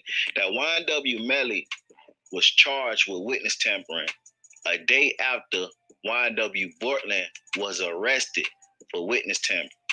And one thing that I said in my video was YNW Melly lost all privileges 2 years ago. He can't talk on the phone. He can't get no mail. And he only could get visits from his lawyer. So how did YNW Melly get charged for witness tampering, which occurred this year, if he had no contact with nobody but his lawyer? He had a bond hearing today. And in the bond hearing, they said that you could hear Melly's voice in the background while somebody else is on a jail phone call. Another inmate was on the phone talking to whoever they talking to, and they heard Melly's voice in the background. It don't say what he said. It don't say was he talking to the person on the phone or what. It just said they heard his voice. Now, how is that proper cause for witness tampering with somebody that's outside, free, in the free world? So if I'm on the phone and Melly walked by talking, how is that proper cause to say that Melly was involved in witness tampering when it came to YNW Borland? But y'all check this video out. Make sure you hit that like button, comment, subscribe, turn on all post notifications. It's free. Do it for me. And get in the comments and tell me what you think about all this stuff, man. A lot of people feel like the prosecutor, they playing dirty. Tell me what y'all think. Are you ready to go on Mr. Demons?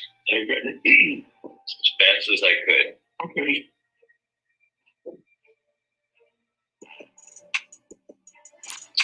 Okay, sir, like I said, your attorney's with us in court today. You're charged with tampering with a witness to withhold testimony in a capital life felony.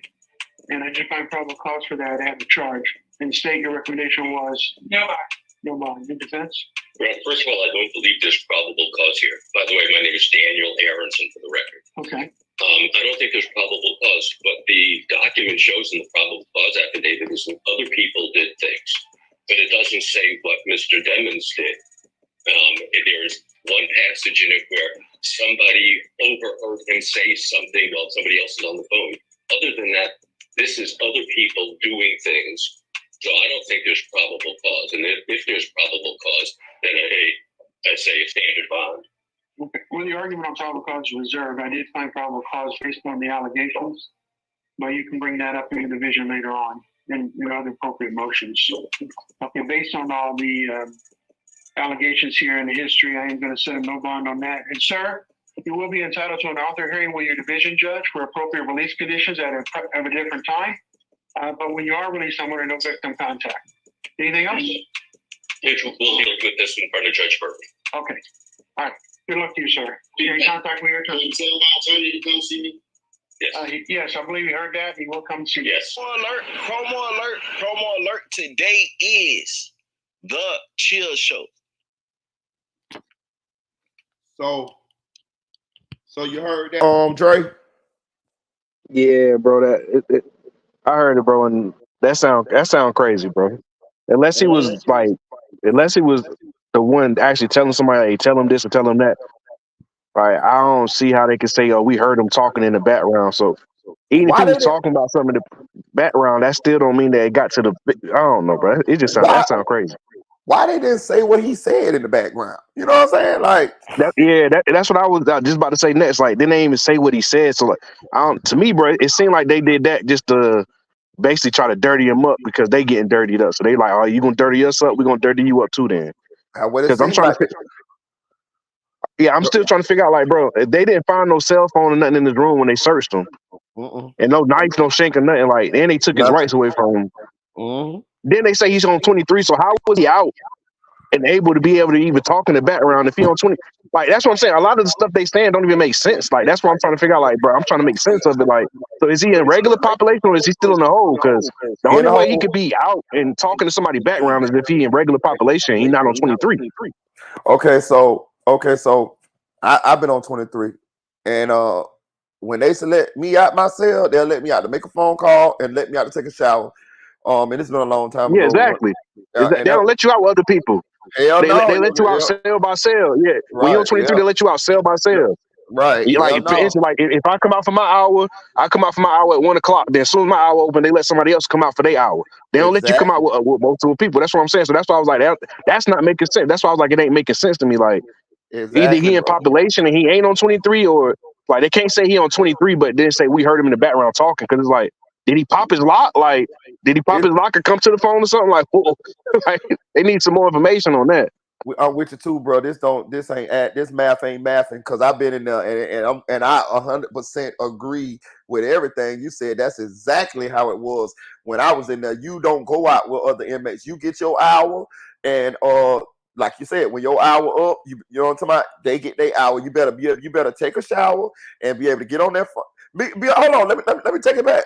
Shit, I ain't get no phone call when I was on. I don't think I did. And look, I was about to say that. That's what I was about to say. And depending on what your charges is, like if you on admin lockdown, you don't even get the call out. You feel me? Like they'll turn the phone, like they'll turn the phones off when you out on your hours, so you can't even get on the phones. I was gonna bring that up next, because they did me like that before. When they put you on admin and you got to be on you on admin till they take you off admin, bro. You can't even use the phone. And where I was locked up at, bro, they'll have you they'll have you zip tied. They have your hands zip tied, even when you get in the shower, your hands zip tied.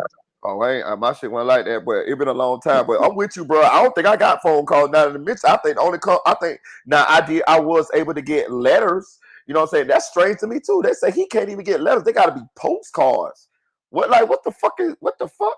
You're supposed to be able to get a fucking letter, bro. They gonna open your mail anyway. When you get your letter, that bitch gonna be open already any goddamn way. So why can't he get some letters? He's Tupac and them was all getting letters and shit from people. Like, how this nigga can't get no goddamn letter? They definitely violated your rights. And then my next question is, so that means Trayvon Glass had to accept his phone call, right? That's what I'm saying. I don't even think he was talking to Trayvon Glass. I think it might have been probably somebody who close to Trayvon Glass, maybe. We only speculate with this. You think he called Trayvon Glass? In order for it to be Trayvon Glass, who he was tampering with, he had to have some type of interaction with him to tamper with him, right? Like the person on the phone had to call him or call somebody you know or something like that. It got to be something there for them to say. I mean, I'm just trying to figure out what it could be, bro. Because like like you said, bro, the math ain't math. I'm trying to figure it out because I done been in the situation, bro. And the math ain't mathing, bro. Like. And then on top of that, they said that they put it for the whole trial date. So that means he was calling this person every day, tampering with him. Like, I'm trying to figure that out. Like, I don't know if it was every day, but I think they was giving us the start from the last time that they have documentation that they had contact with the person. That's what I think it was. It might not have been every day, but it was continuous enough through that time period. I'm assuming that too. I'm only assuming that. I could be wrong with that shit too. You know what I'm saying? I think like with him and Bortlan going back and forth on the internet, I think that's valuable. You feel me? Like if you're going back and forth, if you know this motherfucker a state witness and you going back and forth with him, you dumb as hell for doing that anyway. Like so Bortlan, if I'm saying for Bortlan doing that, he like I don't know, bro. Like I'm gonna be real with you, bro. Like him and Melly be doing some dumb shit before, bro. Like they be doing from my sources. They got Bortlan dead the rights on it. You know what I'm saying? They definitely said that it was correspondence between Bortlan, Trayvon Glass family, and Trayvon Glass, and it was all like a back and forth type deal. Now the Melly situation, they didn't even give me nothing on how Melly could get a tampering charge. And That's what I'm saying. Bortlan is stupid for that though, bro. Like if you know, like he a state witness, bro. You ain't even supposed to be having no type of interaction with him at all. You on house arrest. You already out. Like, why jeopardize your freedom to be trying to act hard on the internet? Like, that shit sounds stupid as hell to me. And why is you gonna go back and forth with somebody who already done testified? The nigga Exactly. testified. Exactly. You know he'll get on the stand on you. So why? That's what I'm saying. Like, that's stupid. Like that, because when you go to court, he can make you look even worse in court. Well, damn, that shit crazy, bro. Yeah, like, you know what I mean? And then y'all, okay, so trust me, we all know that they already been paying people off and getting in contact with witnesses and people who, involved in the case from the start through track or however. Why would you yourself get involved in that? Why wouldn't you continue to let track or whoever track them or Melly Mama or whoever been doing it? Why wouldn't you just let them do that? I wouldn't be talking to none of them motherfuckers. I am involved in this case. No, hell no. Bortlan is dumb as a box of rocks, though, man. Right, from the beginning of the situation till now, he continue doing shit that don't make sense. Like, you feel me? Like, even going to the hospital, I'm like, bro, like, he a crash. I'm like, bro, that's the first thing I thought when I heard that, bro. I said, oh, he was the crash dummy out the bunch. I got a question. When Melly goes to court, they're not they're not going to bring this up in his trial, are they? I mean, they can. Really? Yeah, they can. Tampering witnesses, bro. They can bring that up. Really? But ain't it like a separate case? Yeah, no, I mean the cases. I mean, it technically it is, but if it's Trayvon Glass who they was tampering with, bro, and they got proof they was tampering with, they can bring it up in the case because he actually testified. It's the case. You know what I'm saying? Like, he has to testify in this case, so they could bring it up. I think the only way they can bring it up if they start bringing, like, if Melly and them lawyers introduce character witnesses, though. See, I think that's the only time they can bring it up is if they start introducing character witnesses. I think I may be mistaken on that, but I think that's the only way they can bring it up, though. It's some more to this that we don't know, and I know that the internet gonna find it out. Like, all I know is all I know is what I done told y'all between last night and tonight. But it's more to this story, and I'm hoping that the bloggers can, now that I got the groundworks of who it is and all of that, I'm hoping that the bloggers can take my information and work they magic, and we can put the pieces together as to what was said, when it was said, and how did they actually get Melly? Because I don't give a damn what they said in this court. I get what they saying. That is something we can build on. But I'm with you, bro. This ain't adding up to me. It's not adding up to me. This don't make no sense. It got to be more there. It got to be more there. Yeah, like, it ain't adding up. I see the couple ones just dropped the video. I'm gonna play it and we're gonna see what they say. They sometimes a little white boy be having a little bit of oh yeah, he be on it. Yeah, let's play it and we'll see what they say. Shout out Unspoken. I see you. And Melly Borland were both charged with witness tampering. Also, the deposition of State Attorney Michelle Buchos was released, where she says the lead detective on the case, Mark Moretti, asked the BSO deputy to lie on the record. And Melly's defense team filed more motions trying to get rid of the Apple iPhone pedometer analytics and the gang detective Danny Polo's testimony. All hell has broken loose. There's more charges and more depositions and more motions to go over. So hit subscribe. Let's go right into this one. Here we go. All right, so it has new charges right here. Example of escalating tensions between the prosecutors and the defense lawyers. The state's case on the tampering charges relies on the testimony of people in jail for major offenses, says defense lawyer Daniel Ayerson. That's not Melly's lawyer. That's just a random lawyer talking about the topic, by the way. But these witnesses have vested interest in lying to get a reduced sentence. Prosecutors released a probable cause affidavit late Wednesday describing how Demons Henry and Broward jail inmate Terrence Mathis came to be charged with tampering in the case. According to the document, Demons relayed messages to Henry through Mathis, instructing Henry to talk the Demon's girlfriend out of giving a sworn statement out of court or testifying in court. Investigators believe Mathis and Demons are fellow members of Bloods. This Mathis guy has been in custody since 2017, accused of murder. That's great. Melly apparently is trying to keep his ex-girlfriend quiet through a chain of two Hold other on, goddammit. people. You cannot be talking I was about to say, Moretti, he just dropped the bomb. idiot, but Goddamn, Cub boy scoop me. He's saying it's the girlfriend. But that's what I'm saying. So it must be Travion Glass and the girl, bro. If it's Travion Glass and the girl, bro, that's crazy. He just dropped the bomb, bro. That's why I say it got to be more to the story, bro. Like, because I was trying to, like, the Travion Glass angle just wasn't adding up. Now, what he's saying about the girlfriend, that adds up now. Now it adds up that it adds up. Melly had him calling his girl. Melly had him calling his girl. Exactly. All right, now it makes sense. Okay. Yes, like I said, both of them stupid as hell. Okay, well, I'm glad we played the Cub Boys. So we got a look. Shout out to the Cub Boys. Hey, he scooped me. He scooped me on this one. Damn, I'm glad I played it though. Okay, so let's put it together. Let's put it together real quick. So shout out to Music 101 because he said that's what they said in the courtroom. They said that Melly was talking and in the background, and we put it together that he must have been had somebody else talk and tell him what to say. That makes sense, bro. Didn't I say that's you, bro? You been in that? That's what be happening. That's a fact. Yeah, hold that's on. A fact all the time. Yeah, it's a fact. Now let's slow down real quick though. Now me and you were just saying how we done been on 23-1. So how would Melly do this though? Was he yelling through the door? Yeah, that's what I'm thinking. I'm thinking he might have been yelling to the door because like I know where I was locked up at. Like you got like they had the phones on the wall right next to the shower, but it's some cells on the other side of the shower. So if he's in that cell that's close to the phone, you can hear him yelling through the door. You know what I'm saying? Like, but if he upstairs and way in the back corner, nah. But the closer you is to the phones, yeah, you can yell through the door and they can catch it on the phones. At least where I was locked up at. Right. Okay. Hold on 1 second. Yeah. That's how. Yeah. Hold on. I'm gonna change this motherfucker. What's up? Yeah. For real.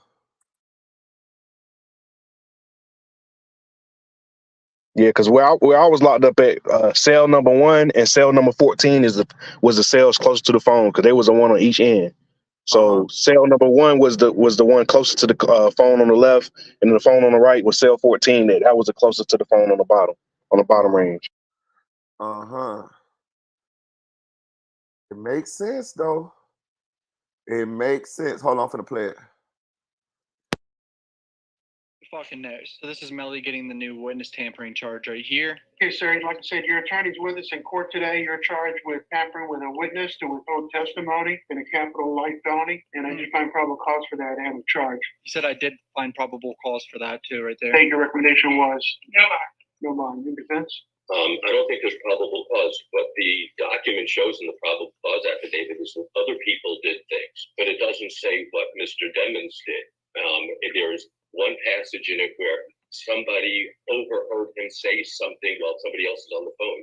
Other than that, this is other people doing things. So I don't think there's probable cause. And if there's probable cause, then I'd say a standard bond. Okay. Well, the argument on probable cause is reserved. I did find probable cause based on the allegations, but you can bring that up in the division later on. Allegations here in the history, I am going to set a no bond on that. All right. So basically, Melly's team is saying there isn't probable cause and other people were doing stuff. Basically, the other inmate and maybe Bortlan, but not Melly. That's what they're hinting at. They're throwing Bortlan under the bus again.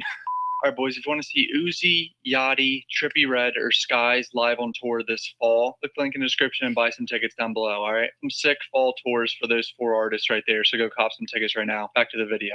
We got the deposition of Michelle Boutros, who is one of the state attorneys, who apparently overheard Detective Moretti lie about the whole situation about deputy being present inside the room when he got the search warrant and took Melly's mom's phone. Would you say your name and occupation? Michelle Boutros, and I'm an attorney, prosecutor for Broward State Attorney's Office. Tor Aldestein is one of Melly's lawyers. He says, I want to thank you for coming in today, especially based upon the fact that on Friday, September 22nd, we were informed by Ms. Bradley that you were out of the office. I am out of the office. Just in all defense, I'm out of the office. And I'm recovering from redacted.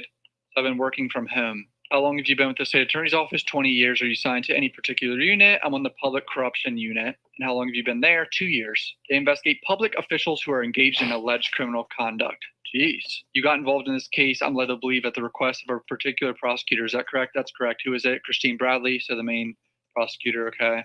I wasn't personally contacted by her. How it came to me was Christine Bradley asked for assistance on tampering case as it related to Jamel Demon's mother. And the allegation was that she was tampering with 2 witnesses who were failing to appear. And it was assigned to me by my supervisor, Chris Cullerin, who asked me to investigate whether there was indeed tampering. So this is clearly about Melly's girlfriend, Mariah, and Felicia Holmes, her mom, who was on the stand during the trial, but they still haven't been able to really talk to Mariah at all because she's like basically on the run, avoiding talking at all costs. And just so you know, my job primarily is to work on these investigations, to work with the law enforcement, and then to make a filing decisions that are ultimately approved or not approved by the main office. You know when that request was made or when you were assigned the investigation? It was either very late September or beginning of October. What year? 2022. Damn. This incident happened very quickly because she was told to investigate it in October or September 2022. And then the situation with the wrist occurred in October 2022.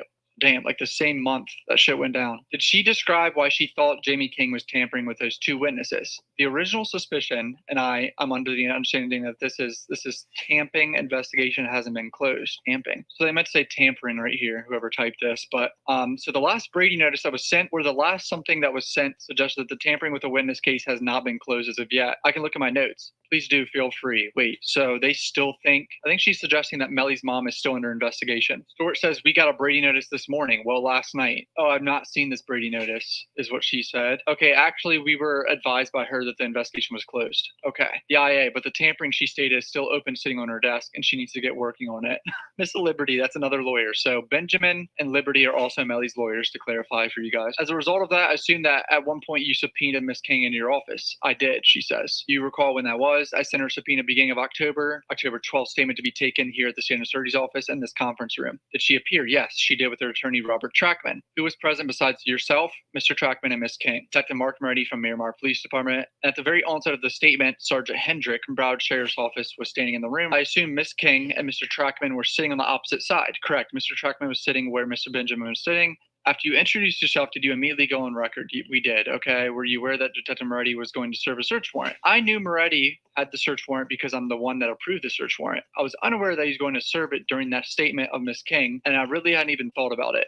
Damn, so she didn't even know that Moretti was going to ask for the phone in that room at that time. I never had that happen before. I just assumed he would serve it that night or in the morning or after they left, and he didn't tell me he was going to, but we didn't discuss that he was going to.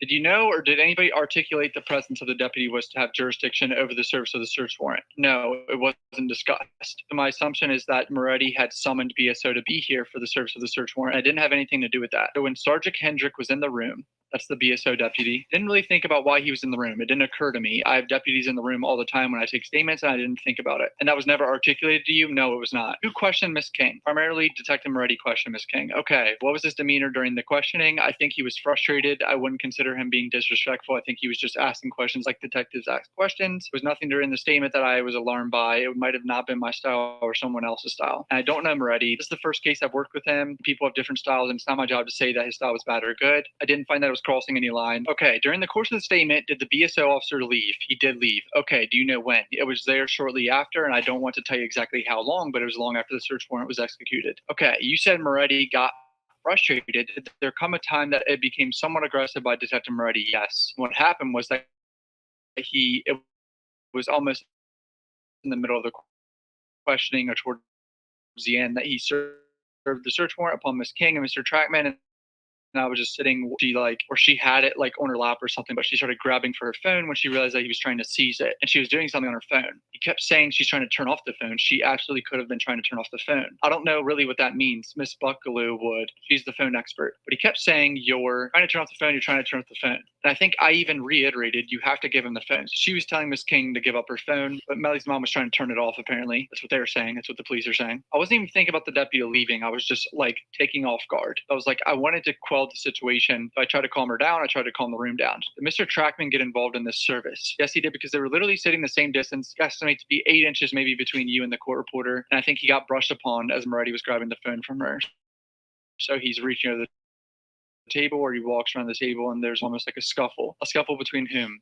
Miss King and Moretti. Did you see Moretti touch or strike Mr. Trackman? I saw him brush against him. I don't believe there was any intentional touching, though. Jesus, a little scuffle was ensuing between Moretti and Melly's mom. Was Miss King advising Moretti that she had to get some phone number for her employer? She was. What she said was, I need to call my boss, I need to call my boss. And he kept saying no and kept saying no and then grabbed the phone. When he grabbed the phone, Miss King screams. I didn't actually see what happened to her. I knew that it was something on her hand that she said was injured. And I saw that he was grabbing from her. I can't testify to exactly what the contact consisted of, but a BSO officer deputy standing there. Did Moretti eventually take the phone from Miss King? He did. Do you recall Miss King asked for any phone numbers? She did. She wanted the phone number for her employer because she was going to work or had to be work later that evening. I asked Moretti if he could get the phone number, and he was trying to get into her phone and he couldn't. I was trying to facilitate. I even told her she can use my phone and she was unable to. Moretti said, you can't have your phone, you can't have the phone numbers, and you can't. That's it. Bro was being harsh. But apparently that was an illegal search warrant because a BSO deputy wasn't in the room present and it was out of his jurisdiction. That's what Melly's side says. Did the statement continue? No, the statement didn't continue, but I believe we went back on record and maybe there were a few more questions asked. I don't want to say. Did a BSO officer ever arrive? Yes. After the phone was seized, Robert Trackman and Miss King left the room. They went outside. At that point, deputy, who was unknown to me, at least by appearance, came into the room and stood again where Patanzo is sitting right by the door.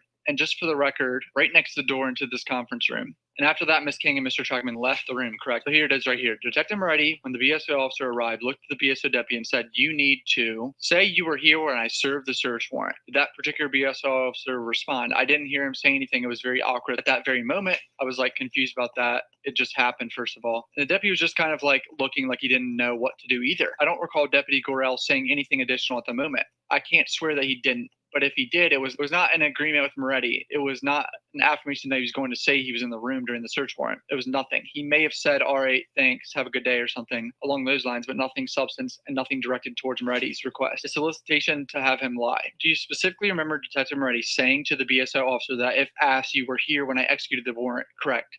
Okay.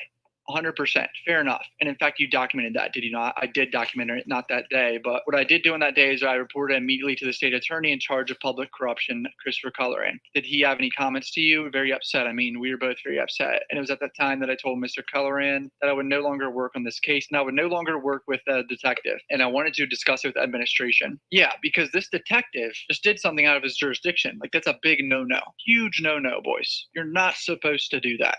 And it could up the entire case doing this. This is a big witness tampering allegation against Melly's mom. And they never gave any of this information to Melly's defense. And this happened a year ago before the first trial. Think about that. This was even before the first trial we just saw like 4 or 5 months ago or whatever, back in June. She's saying that she documented it and sent it to Brittany Parker at Miramar Police Department. When you said we discussed it with this IA sergeant, did you tell her verbally on the phone that Moretti solicited a BSO deputy to lie? I did. And actually what happened was at the time I didn't remember Deputy Gorell's name. So I actually had to look back at my notes. Was Christine Bradley notified? She was notified after the meeting on 10/18. I can't tell you what day they spoke with her. I just know that a day or two later, Chris Colleran told me that administration spoke to Christine and that she relayed to them that Moretti said it because that he was joking. That doesn't seem like a joking manner, dude.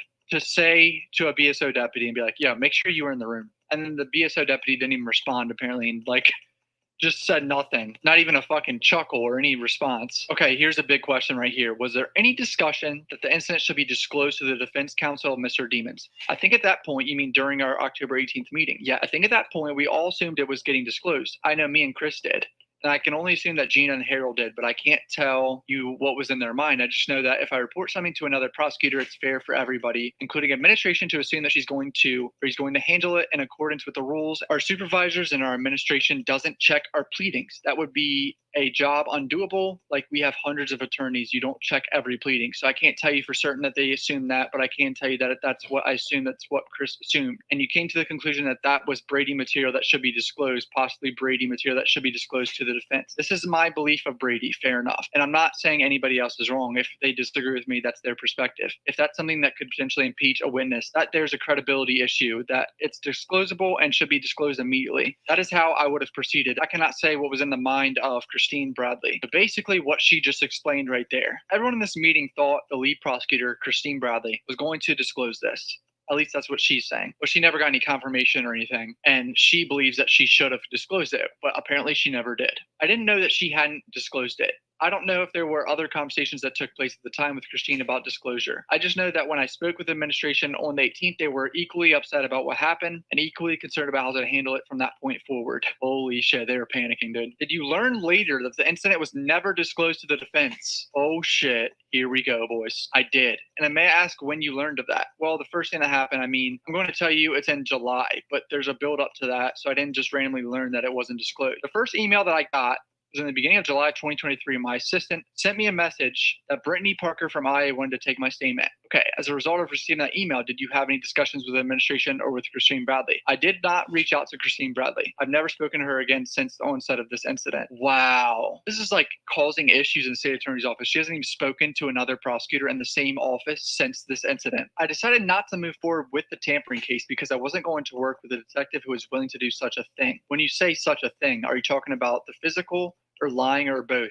The lying. Ooh. Oh boy, oh boy, oh boy. I probably could have gotten over the service of the search warrant with, saying that really was inappropriate. The request to Deputy Gorel to say he was there was problematic for me because you knew it was a lie. I knew it was a lie. Dude, this is such a bad look for the detective. The lead detective, the guy that investigated this whole case, is being called a liar by an ASA who's been working for over 20 years. I mean, it wasn't a joke because it happened. My perception was that it wasn't a joke. I mean, if someone else thought it was a joke, then that's fine. But in my opinion, it's not a joke. Mr. Benjamin, using all your common sense that you learned your entire life and listening to the statement uttered by Detective Moretti, was there anything about the way he said it or how he said it and any further comments that he attached to it that would indicate to you that it was said in a joking manner? No. So there was no context or any way he said it that sounded like it could be a joke.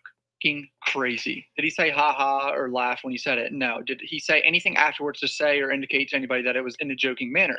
No. All right, here's another big point right here. So this date of August 30th, Miss Bradley clearly had been advised and was aware that Moretti asked the deputy to lie. Yes, Miss Bradley knew that in October of 2022, and she knew of the IA investigation as it began in the beginning of July of 2023. What a terrible look for Miss Bradley. She knew her lead detective lied about a search warrant on the defendant's mother. If there is some evidence presented or out there that the state attorney's office gets that a sworn police officer in Broward County asked another one to lie in a case involving a first-degree murder with death on the table, which division of the state attorney's office would investigate that? It would be the Public Corruptions Unit. If it was one of our own prosecutors, I would assume that we'd have an outside agency investigate that. And to your knowledge, up until today, has there been any referral to an outside agency or any investigation that has commenced about the bold-faced request from Moretti to have the deputy lie?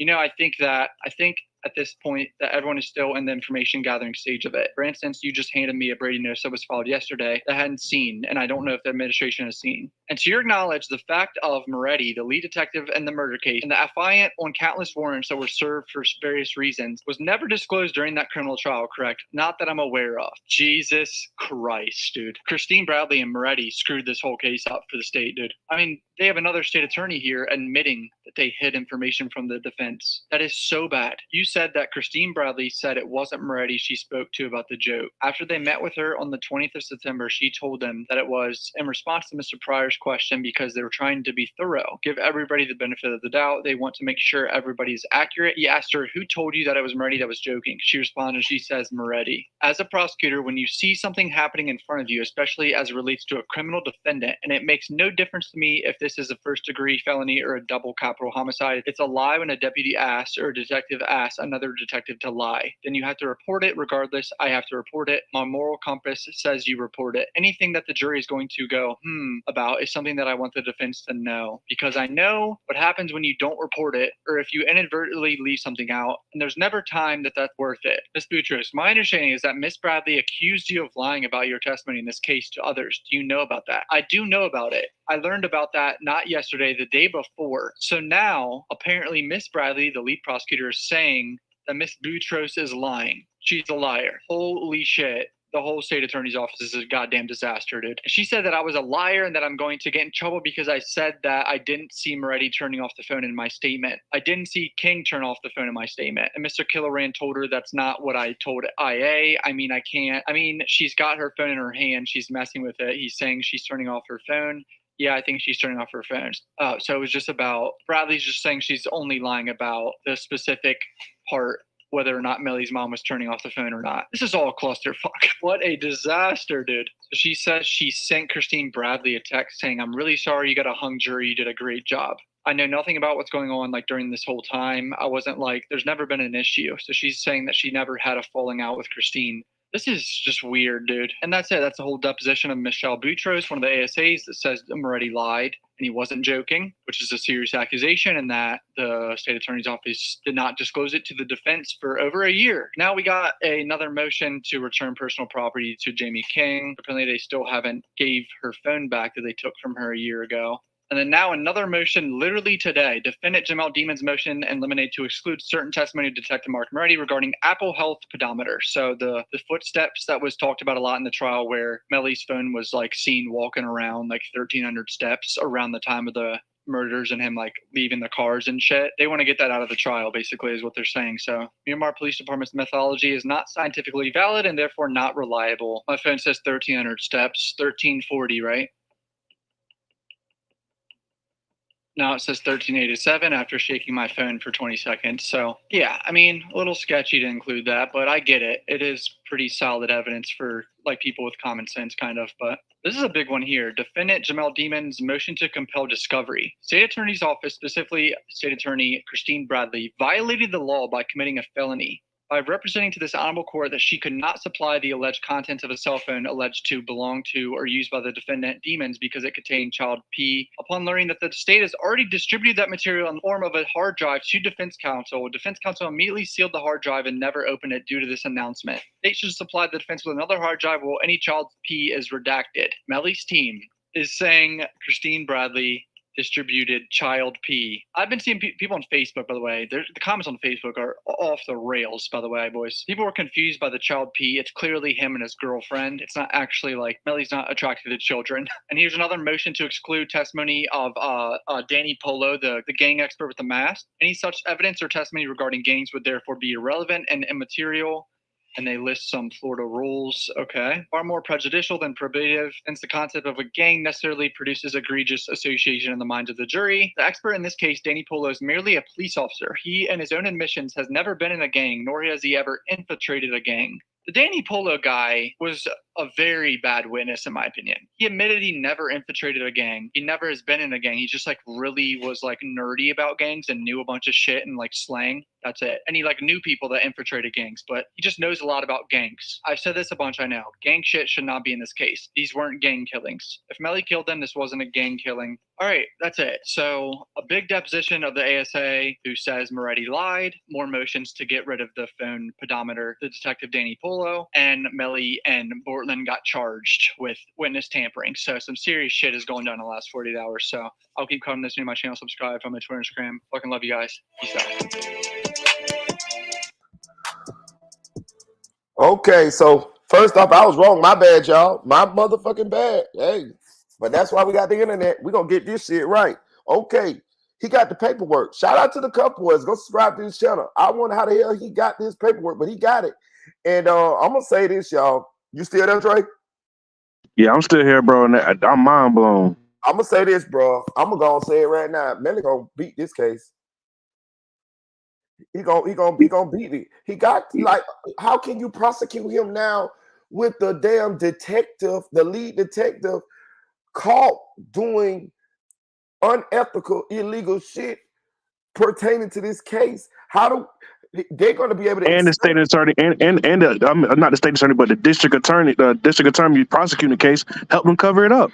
Yeah, and the witness to it is a state attorney. That's crazy, bro. Ms. Boutros is a state attorney. She went to Internal Affairs. I heard her say IA. That's Internal Affairs. She went to Internal Affairs. She documented everything along the way. Like she, and you know the division that she work in, that's what they do. They the division that she work in, they're the ones who, like, if a district attorney or a cop is doing something unjust or something not supposed, they're the ones who investigate them. So when she took it straight to IA, bro, they were supposed to let that get brought to Melly and them, which is crazy. Right. I just don't see how you can prosecute him now any kind of way without You violating his rights. His rights is violated all over the damn place. His mama rights violated. You violating his rights. I just don't see how a conviction can stick on him now with all of this illegal activity going on by law enforcement. And then a big question I wanted to ask you is, we need to figure out if they already had the phone records for him and his mom phone before this, because if that's how they got the phone records for him, for his phone and his mom phone, that's gonna be, that can be get thrown out because the phones is under her name. So if they illegally got her phone records through that means the phone records they got for him got to get thrown out too because they're under her name. So that's something else that's gonna be tricky. On top of the fact that you don't got no gun, on top of the fact that you don't got no gunpowder residue, on top of the fact that you don't got him, you got him getting in the car, but you don't necessarily got him, dead to right. You get what I'm saying? With the amount of money he got, as high profile he is, a high profile the lawyers is, and on top of that, he got a mistrial the first time. Man, I think this thing just swung way back in Melly's favor. You got the state attorney's offices fighting against each other. Exactly, bro. That's crazy. No way you bring Moretti on the stand without this coming out. It's no way. And they got to go to court, and they got to go to trial within the next 30 days. Oh no, bro. I don't see. I think he's gonna walk, bro. I think he's gonna walk. What you think?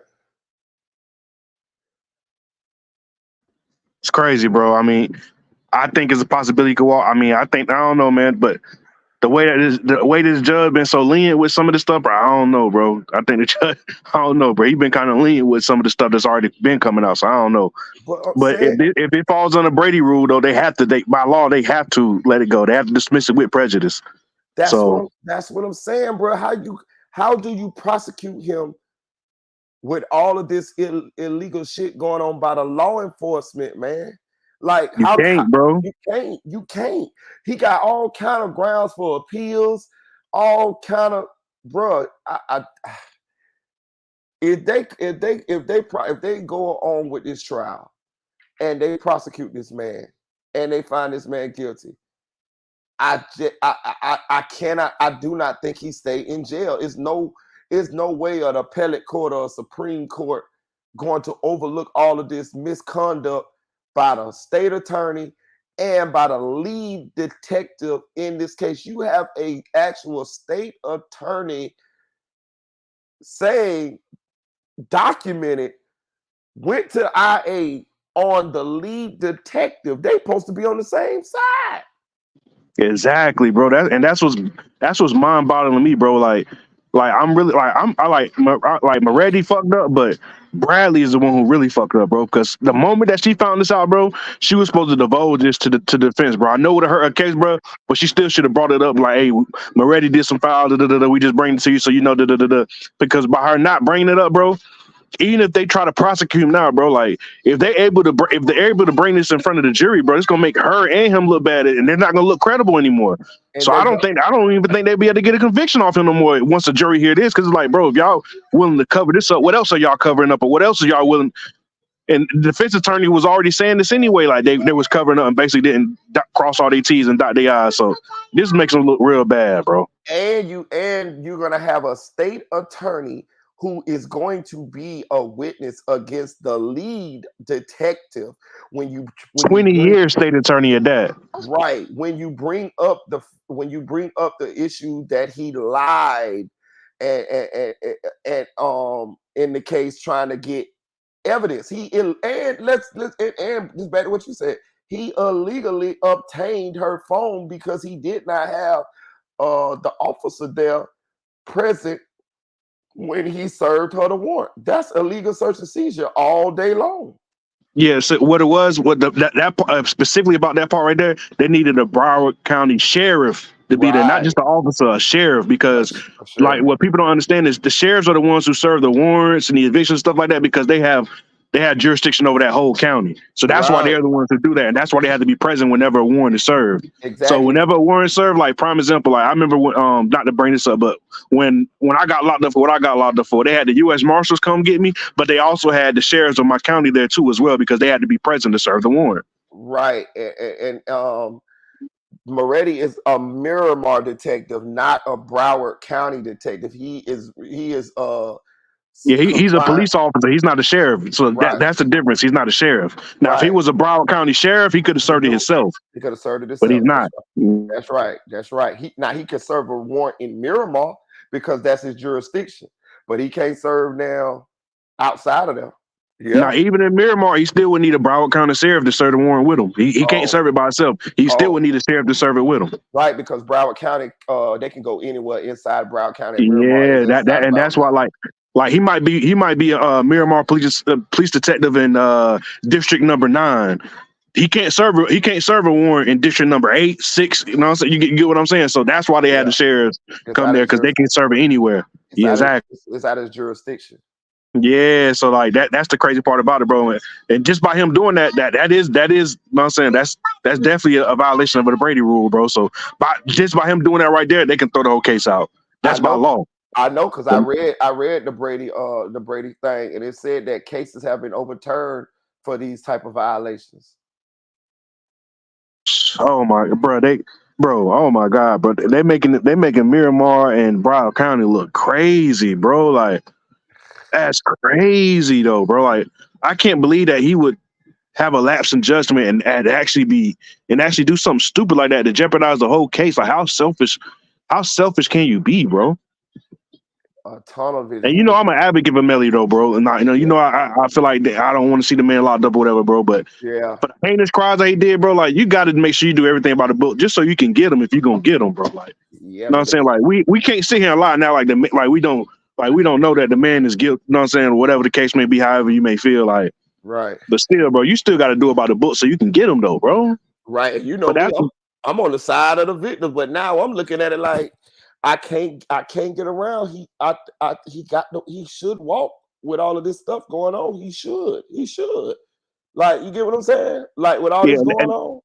And that's the only reason why I've been on Melly's side the whole time, just because of the stuff they were doing before was make me like, bro, they've been doing this. Like, what else have they been doing it? And it's proven that I was right, bro, because I was thinking this whole time, like, bro, they doing stuff like this, messing up the case, how they was messing up the case, like, prime example, right? Like, how in the world are you going to know that Melly and all 8 people who were in both of them cars stayed in the same house, and then you didn't try to go talk to none of them, you ain't trying to go search the house, like stuff like that just won't add up to me, bro. That's why I'm on their side, bro, because I'm like, bro, like, the investigation never seemed like they were doing it the right way. Right. And now it's just even more information coming out that it is coming out the right way. Because I don't care what nobody say, bro. I've been in enough situations where it's been me and my homeboys together, bro, and they'll lock me up, and damn, my homeboy, I'll get out. My homeboy was like, yeah, bro, about 3 hours after they locked you up, bro, they came knocking on my door asking me questions, and I'm like, damn, that's crazy. So you mean to tell me in a murder you won't even have nobody come ask no questions? Like, I don't know, bro. That never seemed right to me. Just like a couple of the other things never said. Like, I don't understand why they never searched Fatal House. That never made sense to me. Right. Like, then they waited so long to try to do it too. They waited months after. It's like, bro, like, I granted understand that maybe they didn't know Fredo was exactly a part of the case by then or whatever. But the moment you find out he was a part of the case, bro, you should at least try to go talk to him or search the house or something. They ain't even try to search Melly's house. They ain't try to search, like, they searched the pond behind his house, but not his house. Like, I don't know, bro. A lot of stuff just didn't add up, bro. Boy, this go to show you, boy. We all heard this before, and this is definitely proof. Boy, you need that motherfucking money. Boy, when you get that money, it can afford you the best attorneys, and them attorneys can dig and dig and dig, and they can find something to help you out in your criminal case. Because the first situation, they didn't dig this up. This shit, they could have dug this up had they knew what to look for or was looking in this spot. But this new couple attorneys that he added on to the case, they did, and they dug and they dug and they dug, and they found what they needed. Yeah, his new attorney, ain't he undefeated against the death penalty? Something like that. He don't. I think he got this one, bro. I hate to say it, bro. Like, I just don't see how you could convict this man with this much misconduct, illegal shit, violation of rights, being that he got the money, he high profile, and he got the lawyers. You can't do him like you can do a regular person. Hell no. He gonna walk on this one, bro. He gonna walk on this one. I mean, we gonna see, bro. But I mean, he should. But like I said, bro, the way this judge been letting stuff fly, bro, I don't know. I think he been leaning on some things, man. Say they convict him. I still think he gonna come back on appeal. Go back, appeal this shit up to the appellate court of the Supreme Court. Oh yeah, for sure. Florida Supreme Court, and they're gonna throw this shit out, bro. You got the lead detective violating the man's rights, and you got a state attorney who testifying that he doing it. That's the best witness in the world.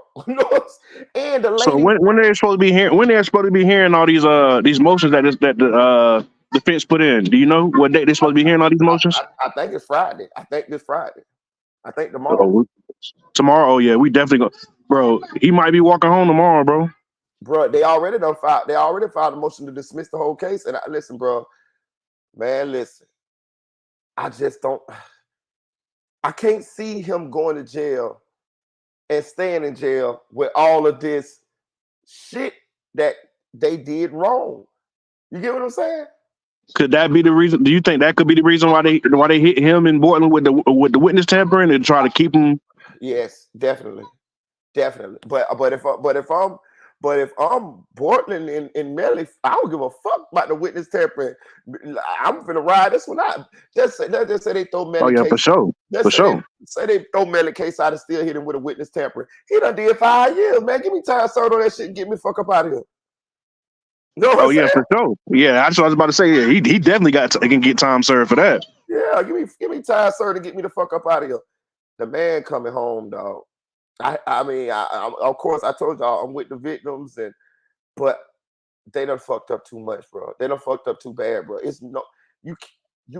How can y'all keep him in jail, knowing that the lead detective might have did other underhanded shit? See, that's what's happening here. See, you got him doing something illegal, and he's an officer, right? That means he's not. We don't know what else he could have did illegal. That's how they. He's not credible no more. Right. It's old cases that might get brought up now because of the way he's doing right now, bro. Exactly. That's how they. I hope people understand that. That's how they did with OJ. Mark Furman. Once they found out that Mark Furman, they had the racist tapes and all of this and that there, they painted Mark Furman. Johnny Crockett painted Mark Furman as a racist. Then they used that to say that Mark Furman could have planted evidence, could have planted blood and shit like that. They were trying to say he planted OJ blood at certain different places in the crime scene and this and that there. Remember how they said that it wasn't Melly's DNA, wasn't on the car, nowhere in the car. Then 4 weeks later, 4 weeks right before the trial, they found DNA on the door handle. You get what I'm saying? Like all of this type of shit you get in a juror's mind. And you ain't got him on the scene. You ain't got him with a gun. You ain't got him with no gunpowder residue. You got Bortlan with all of these things. I don't see it. And to be real with you, that make that one key fact that you just said right there, how all the rest of the forensic evidence they had on him, they never had his DNA, and then somehow, some way, he go back to the scene and miraculously find his DNA. Even that comes into question now because it's like, bro, are you lying about that? He told the police to tell them that he was there, that the police was there. So that means that you'll get other police to do illegal shit too. You see what I'm saying? That's what I'm saying. That's what I'm saying. Could y'all possibly have raided his cell and got his DNA off something in the cell, and then you went back and said, "Oh, I got it from the car." Like, we don't know what you could have did now. That's what I'm saying.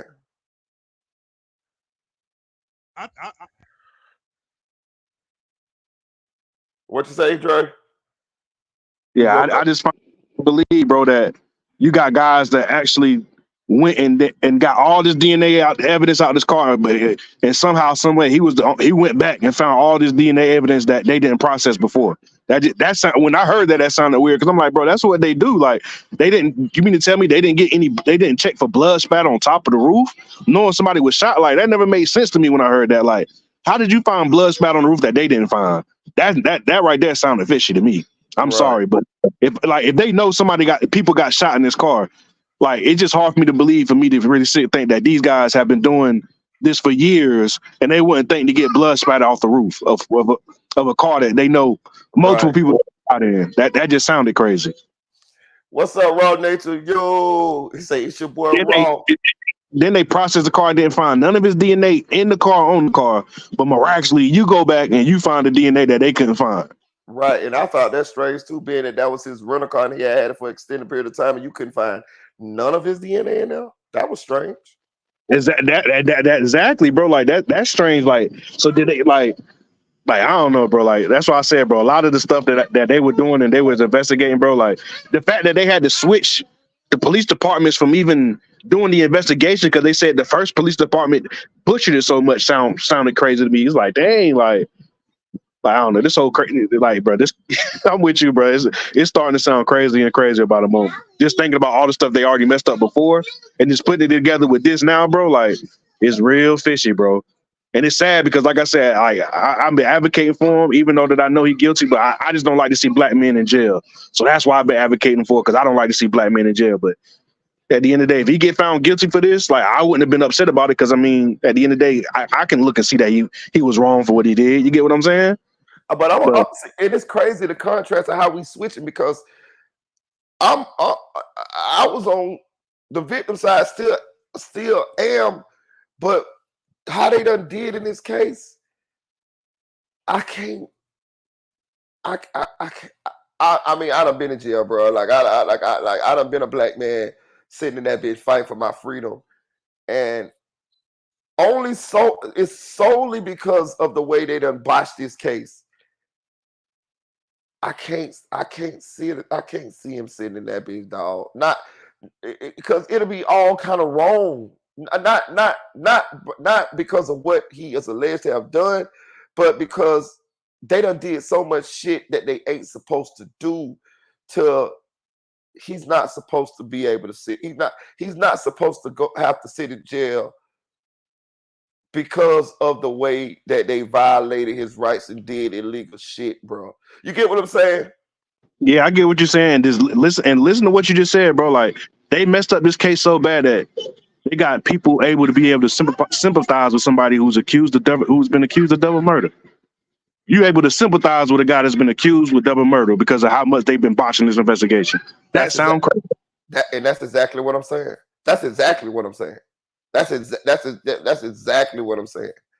You know what I'm saying? Because I like to look at I like to look at things from all different perspectives and say they convict him, bro. Just say they convict him. Part of me gonna be like, but you did this wrong, you did this illegal, you did this. How do we know what other things that you didn't do illegal? And I know that when you do these things that's illegal, you're not supposed to be able to put somebody in jail after you done did all these things illegally. You're law enforcement. We got you dead to rights doing this illegal shit. You're not supposed to be able to put somebody in jail on top of doing all this illegal shit. It kind of reminds me of back in the days, or even recently, how they'll plant shit on people and put them in jail, and you know what I mean? Kind of how they did Eddie Murphy and them in Life and all of that type of shit. Like it reminds me of that. So it's like, no, you can't do it, dog. You can't do it. You're gonna put a bitch in jail. You got to put a bitch in jail somewhat on the right or the right way. They done fucked this case up to the point to where I can't see it, bro. I can't see it. Part of me will feel like they shouldn't have put him in jail because of the way that they handled the situation. Not because I don't think he guilty. I definitely think he guilty. But you fucked it up. You know what I'm saying? Exactly. That's the point. Like, bro, like, Like you messed it up, bro. Even if it don't even his guilt don't even matter no more because y'all done violated his rights. That's what So I'm his saying. guilt That's what I'm don't even saying. matter no more, bro. And that's the sad part about it, bro. Now to be real with you, bro. Like what I'm pissed off the most about, bro, is these families will never be able to get real justice or have real peace because they know that if he do walk, bro, that it won't because he didn't get it because the jury didn't find him not guilty. You get what I'm saying? Like it's because y'all messed up this. Like, bro, how heartbroken do you have to be for the family right now, bro? Like. That's the real sad part about all this, bro. Because if he come home, bro, it's not gonna be because the jury didn't find him not guilty. It's gonna be because the state messed up the case by doing some illegal stuff that they didn't have to do in the first place. Like that's what I don't understand about them, bro. Like why are y'all doing the stuff that you don't have to do in the first place, bro? Just do it by the book. You don't have to do all this extra stuff. You know what that make me believe though? That make me believe they do shit. They do this shit all the time. They don't do it by the book. Yeah, they exactly. This ain't their first rodeo. They've been doing this shit. That's why he revert back to doing this shit because he been doing this type of shit. You know what I'm saying? Just never got caught doing it. It's nothing to him to do for them to do this shit. That's how come even when the judge was trying to steer Christine Bradley away from doing certain things in the trial, she would do them any goddamn way. You get what I'm saying? Right in front of the judge, right in front of all these people, right in front of us, all these cameras. The judge would tell her, "Don't say that. Don't say that statement, Christine. Do not say what Felicia Holmes said." And she did it any goddamn way. Exactly, bro. It's like they think they above the law, bro. That's what it looks like to me. They feel like they above the law. They can do whatever they want to do to get what they want. Yep, and that lets me know they've been doing this. They've been doing it. Like you realize that if like it's not only will all his old cases be brought up, but all the old Bradley old cases come up too for her being a co-conspirator with him as far as covering this up. So it's not just his cases that has a risk of getting opened back up. Her old cases too. And you know she probably done tried thousands and thousands of cases. And I'm gonna say this: shout out to that lady, Miss Boutros, dog. I got to give her a shout out too because she stood on the side that was right. Because you got to think about it now. She is a state attorney in an office with all of these people who doing these underhanded illegal shit, and she stood on what was right. You know what I'm saying? This definitely might not be good for her career if depending on how the politics play out, but she still stood on what was right. A lot of state attorneys or police would have, swept it up under the rug because I ain't finna tell. You know what I'm saying? I'm finna, stay with the bullshit. She worked for the corruptions. She said she worked for the corruptions part of the state attorney's office. Okay. Yeah, she doing her job anyway. She said she been with corruption for about the past 2 years, so that's her job. So that's what she's supposed to do. She better do her job. Moretti was tripping doing it in front of her. That's what I'm saying. That's why I say he felt like he was above the law, bro. Because I mean, if I would have been his shoes, knowing that she was in the corruption part of the state attorney's office, I'm doing everything by the book. Like, even if I ain't do it by the book before, everything gonna be crystal clean in front of her. Mm-hmm. It's like, I'm pretty sure you would have did the same thing. I'm pretty sure you would have been crazy enough to sit here and try and do nothing in front of no corruptions office. You know what I'm saying? Hell no. Yeah, you feel me? Like, so she there to make sure ain't no corruption going on, and you gonna do something corrupt in her presence? Like, that's what I'm saying, bro. Like, it's not his first rodeo, and it's not Bradley's first rodeo trying to help cover something up, bro. So that's about it. So the tampering charges is a Hail Mary. This their last ditch effort because they know they got fucked up. They got caught with this shit, with this Brady shit. Exactly. Because prime example, right? Like if Travion, like you saying, if Travion Glass is the one, like they've been seeing them going back and forth before they brought these charges on him. So what took them so long to bring them up on charges if they knew they been had that? Because obviously they been had that because they been knew they was going back and forth. Yeah, so that wasn't the issue. That wasn't it. It was this right here. Okay, so the only thing they got Melly for is that phone call with him in the background. But I'm curious to hear it now because I want to know how can you tell that's Melly? How can you tell that's Melly? How you know that's not another inmate? Unless he said his name or something like that. So now I'm curious. I want to hear that audio to actually know that you can definitely tell that is Melly. Mm-hmm. Because even that right now is sounding fishy right now. Because how can you defend if you say you hear him in the background? How do you know that's him in the background? Right. Shout out to you, Megan. Hey, Megan. I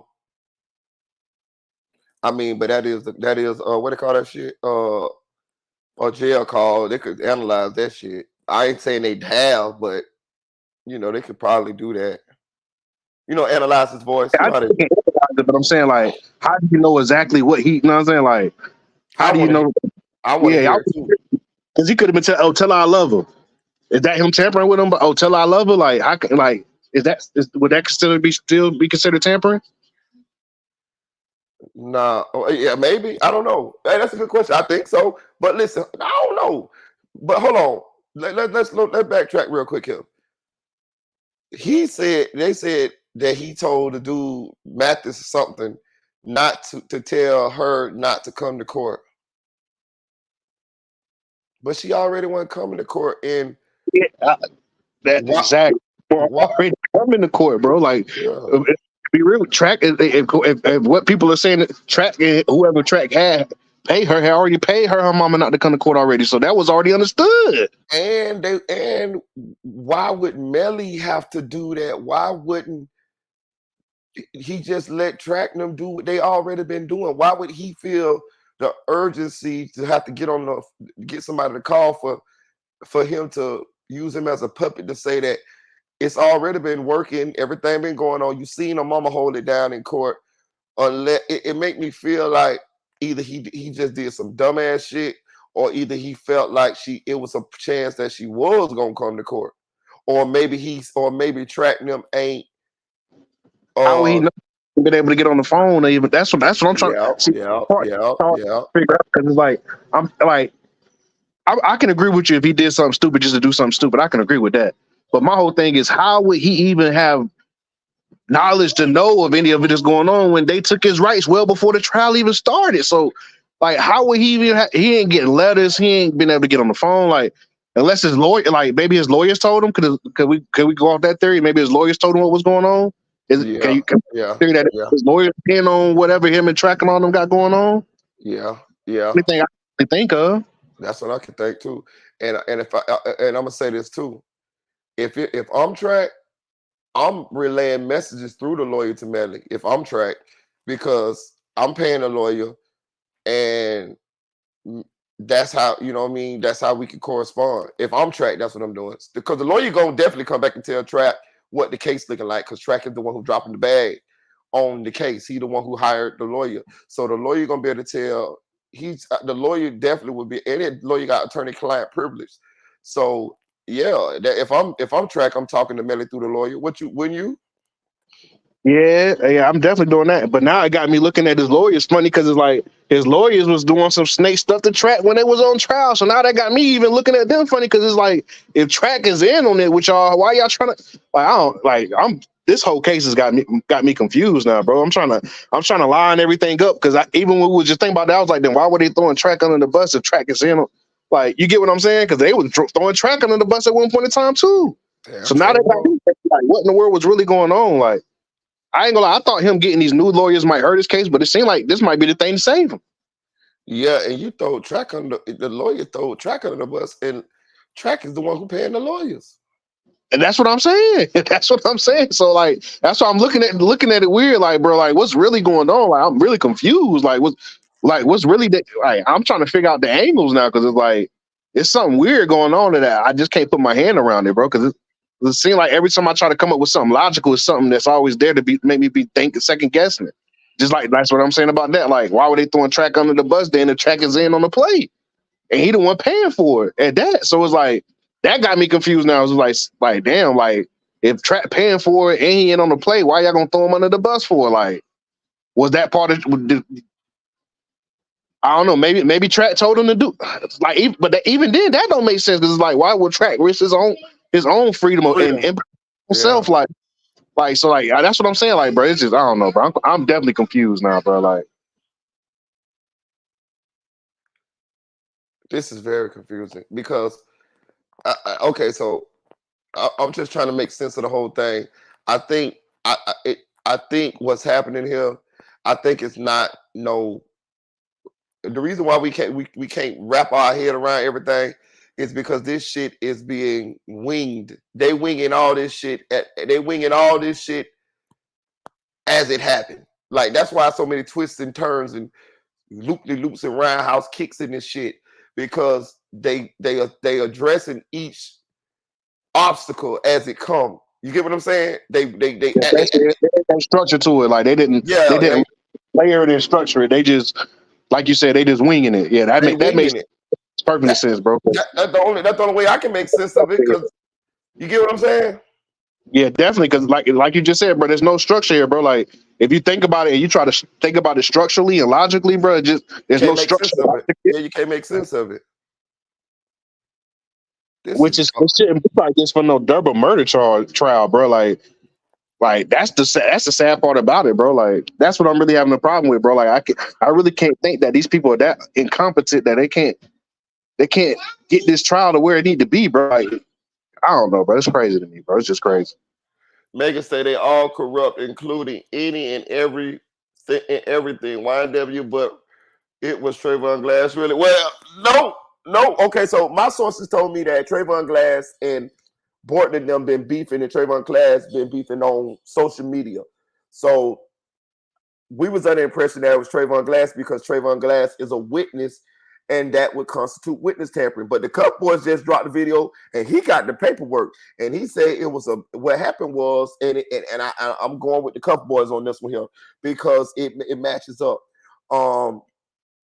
He said that Melly was using another inmate to call Mariah Hamilton and tell Mariah Hamilton don't go to court, and they recorded Melly talking in the background, talking to the other inmate while the other inmate was on the phone with Mariah Hamilton. So it's Mariah Hamilton. And they say he was relaying messages to Bortlan. Yeah, and relaying messages to Bortlan through the guy. And the guy got a charge too. Yep. Mm-hmm. They say he a blood member. He's supposed to be allegedly a blood member who on murder trial too. That what they said? I ain't hearing all of that. Yeah, that's what the Cup Boy said. Like he said that the third party dude is supposed to be a blood, and he been on trial since 2017 and been in there for murder. Damn.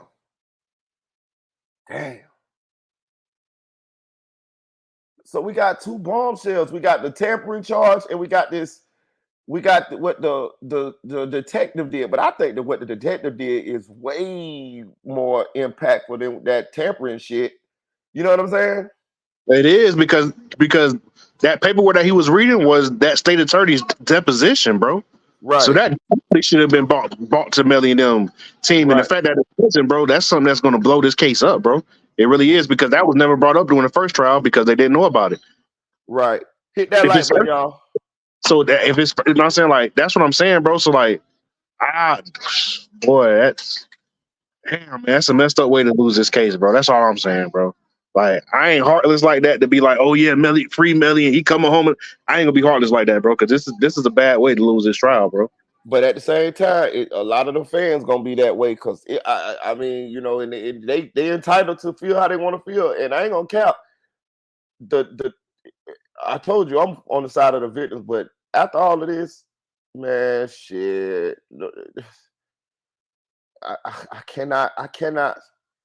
I can't just overlook the fact that they done did all this bullshit and feel like that he should, due to how the system supposed to work.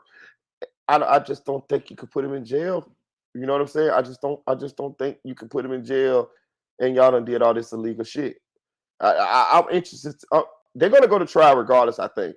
So I'm interested to see how this shit gonna play out, and it's gonna be all up on the jury. You know what I'm saying? Like, are they gonna overlook all these violations of this man's rights and legal shit, and convict him, or is he gonna get convicted and come back? I definitely think he's gonna come back. He gonna get all this time back if he catch time. I think that when they take this case out of the hand, if let's say get convicted, and they take this case out of the hand of jurors and put this shit in the hands of a Supreme Court, Florida State Supreme Court, or United States Supreme Court, or something to that effect, I think when it's some judges sitting involved up there looking at the law and looking at what happened, I think they're gonna let him go. That's what I think. But you saying that they hearing these motions Friday, bro? I'm gonna be real with you, bro. I don't think it's going to trial. It can't go to trial. Like I wanted to go to trial, bro, but the fact that they violate his rights so bad like that, bro, like that's Brady. That's like I just looked it up too while we was just talking, bro. Like what they did is the definition of the Brady material, bro. Like Yeah, bro, they have to dismiss this case, bro, because they violated his constitutional right. He is no longer like if they put him on trial, bro, that is no longer considered a fair trial. that's what I'm saying. That's That's like that's crazy, bro. Like that's crazy that this might be how this case ends, bro. yeah. That voodoo worked, didn't it? Yeah, because they would because when they gave him when you ask when they give you your emotion discovery, they're supposed to give you all of your emotional discovery. All of it. All of it. The state has to turn over everything they have to the defense. They have to. And the fact that they didn't give him that in his motion of discovery is a violation of his Brady rules, bro. The Right. Brady law. So like that's what I'm saying, bro. Like, but like I said, bro, I mean, I'm with you. I'm like, now that I think about it, like now that I'm second guessing myself because, bro, the way this judge has been so lenient with things, bro, like you said, bro, they possibly still might go to trial, bro, because this judge has been lenient with some of the stuff he's been letting slide. Right. Definitely. Anonymous want to say, looking at such and such community wall, that Marita shit cat, it was a sheriff present. Bro, they just had a state attorney testify or give a deposition, a statement to that it was no Broward County Sheriff officer present. That lady said that shit under oath. Know what I'm saying? Like, so I don't know what they talking about. It wasn't no sheriff there. It was a sheriff. It was a sheriff there. It was a sheriff there, but the sheriff wasn't in the room, and that's why Moretti told the sheriff to tell them that he was there. You see what I'm saying? They got Moretti. All of this shit was recorded and everything. And they got Moretti telling the sheriff to say he was in the room, but he wasn't, bro. This shit is that's fact, bro. Like I don't know what bro said, but it wasn't no sheriff actually present when he served Jamie King the warrant for her phone, and he tried to cover it up. It was exactly. That's why he told him. That's why in the statement she said that when she seen him tell him to say that he was in, that's why she went and told what she told because she knew that it was in the office, bro. Like she stayed employed. Like to be real with you, bro. Like that's why when they said Bradley was trying to say that she's lying, I'm like, what reason does she have to lie when she's on y'all side? Right. That's what, and that's another nail in the coffin. That's how I know this can't. That's how I know this can't stand an appeal because you're gonna actually have a fucking state attorney who's going to testify that yes, Moretti did these illegal acts involving this case. Like it's one thing to have a civilian accusing a law enforcement officer, one thing, but actually having a state of fucking attorney of 20 years and the lady and the late she pretty much the one who whistle blew on it too. She the one who pretty much told everything. She brought she documented this shit from step by step by step, went to internal affairs and all that. And I know why she did it because she knew it was illegal and she did not want that shit to affect her. You know what I'm saying? She did it. She let it slide at her because every case that she don't work on will come into question. And you get what I'm saying? Like that's why she had to say something, bro. Because right.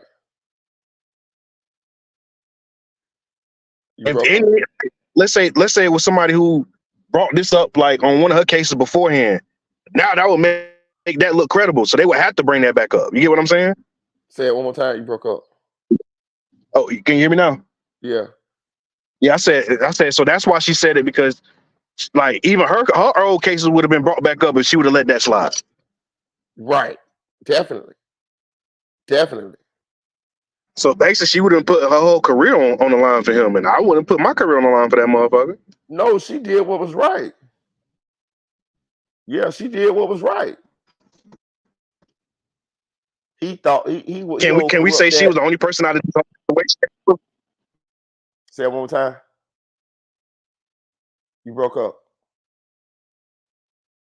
What you say, Dre? I'm driving on the back road. I said, can we say she the only person? Can we say she the only person out of this whole situation that did was right? Yes, definitely. And that's what. Kudos to that lady, bro. I'm telling you, bro. Shout out to her, bro. She stood on what was right. But it was also how she went about doing it. She immediately went and told what she heard, took the steps to document it, told it to the right people, went through the right channels. This shit is it. I don't even understand. Like, and for Christine Bradley and them not to turn this over to the defense shows a clear case of collusion and the cover up, and it shows how widespread it is, because this lady, the Miss Boutros, she did everything in like the right way, in front of everybody, the right way. You know what I mean? She said it to the right people. You get what I'm saying? Like, it had to be covered up, because it's no way for them not to. It was no way to hide this. You get what I'm saying? They covered it up. They had to cover it up because it was out there. Boutros put it out there.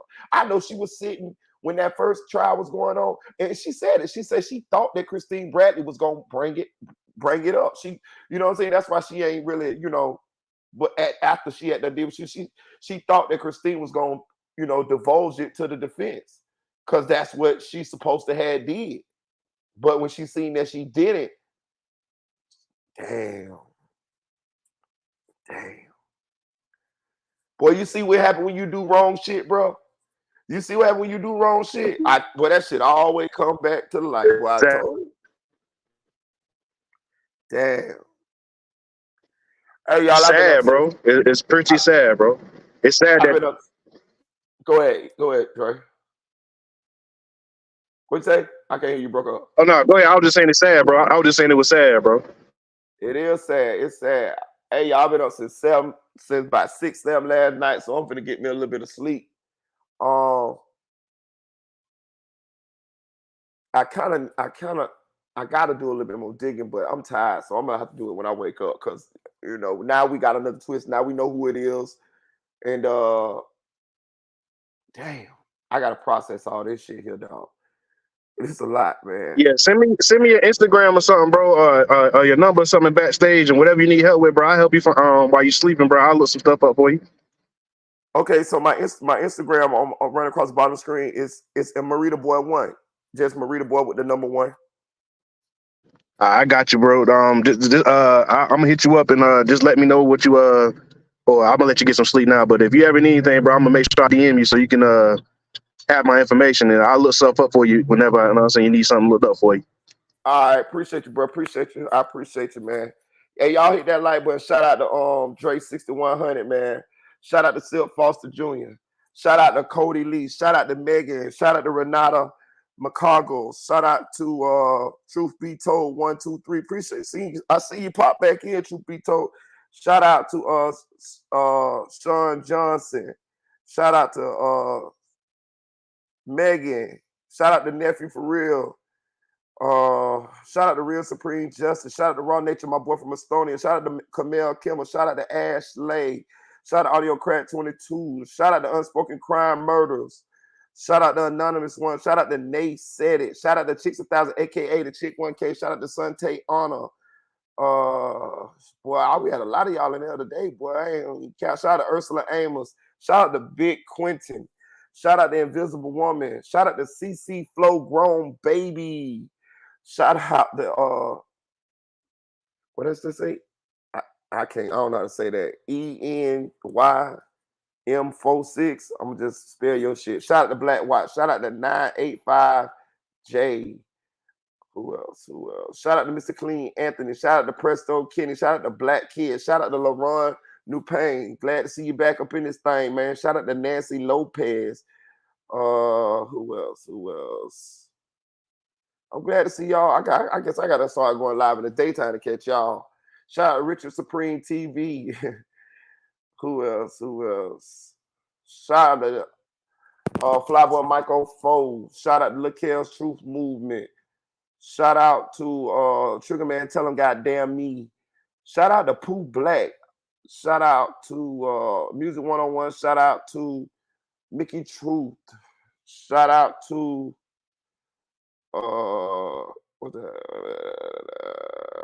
Kentucky Shannon TV. Who else? Who else? Shout out to DOG TV. Who else? Who else? Who else? Shout out to Miss Lovely and Sweet. Shout out to King Morado. Who else? Who else? When y'all drop a comment in the comment section, shout out to Mr. 36. Shout out to Luminegro. Shout out to KL1K. When y'all drop a comment in the comment section, you pretty much guaranteed to get a shot, get a shout out, man. Or drop a comment in the chat. Shout out to Mundo. Ain't no mystery in Mundo history. Straight up.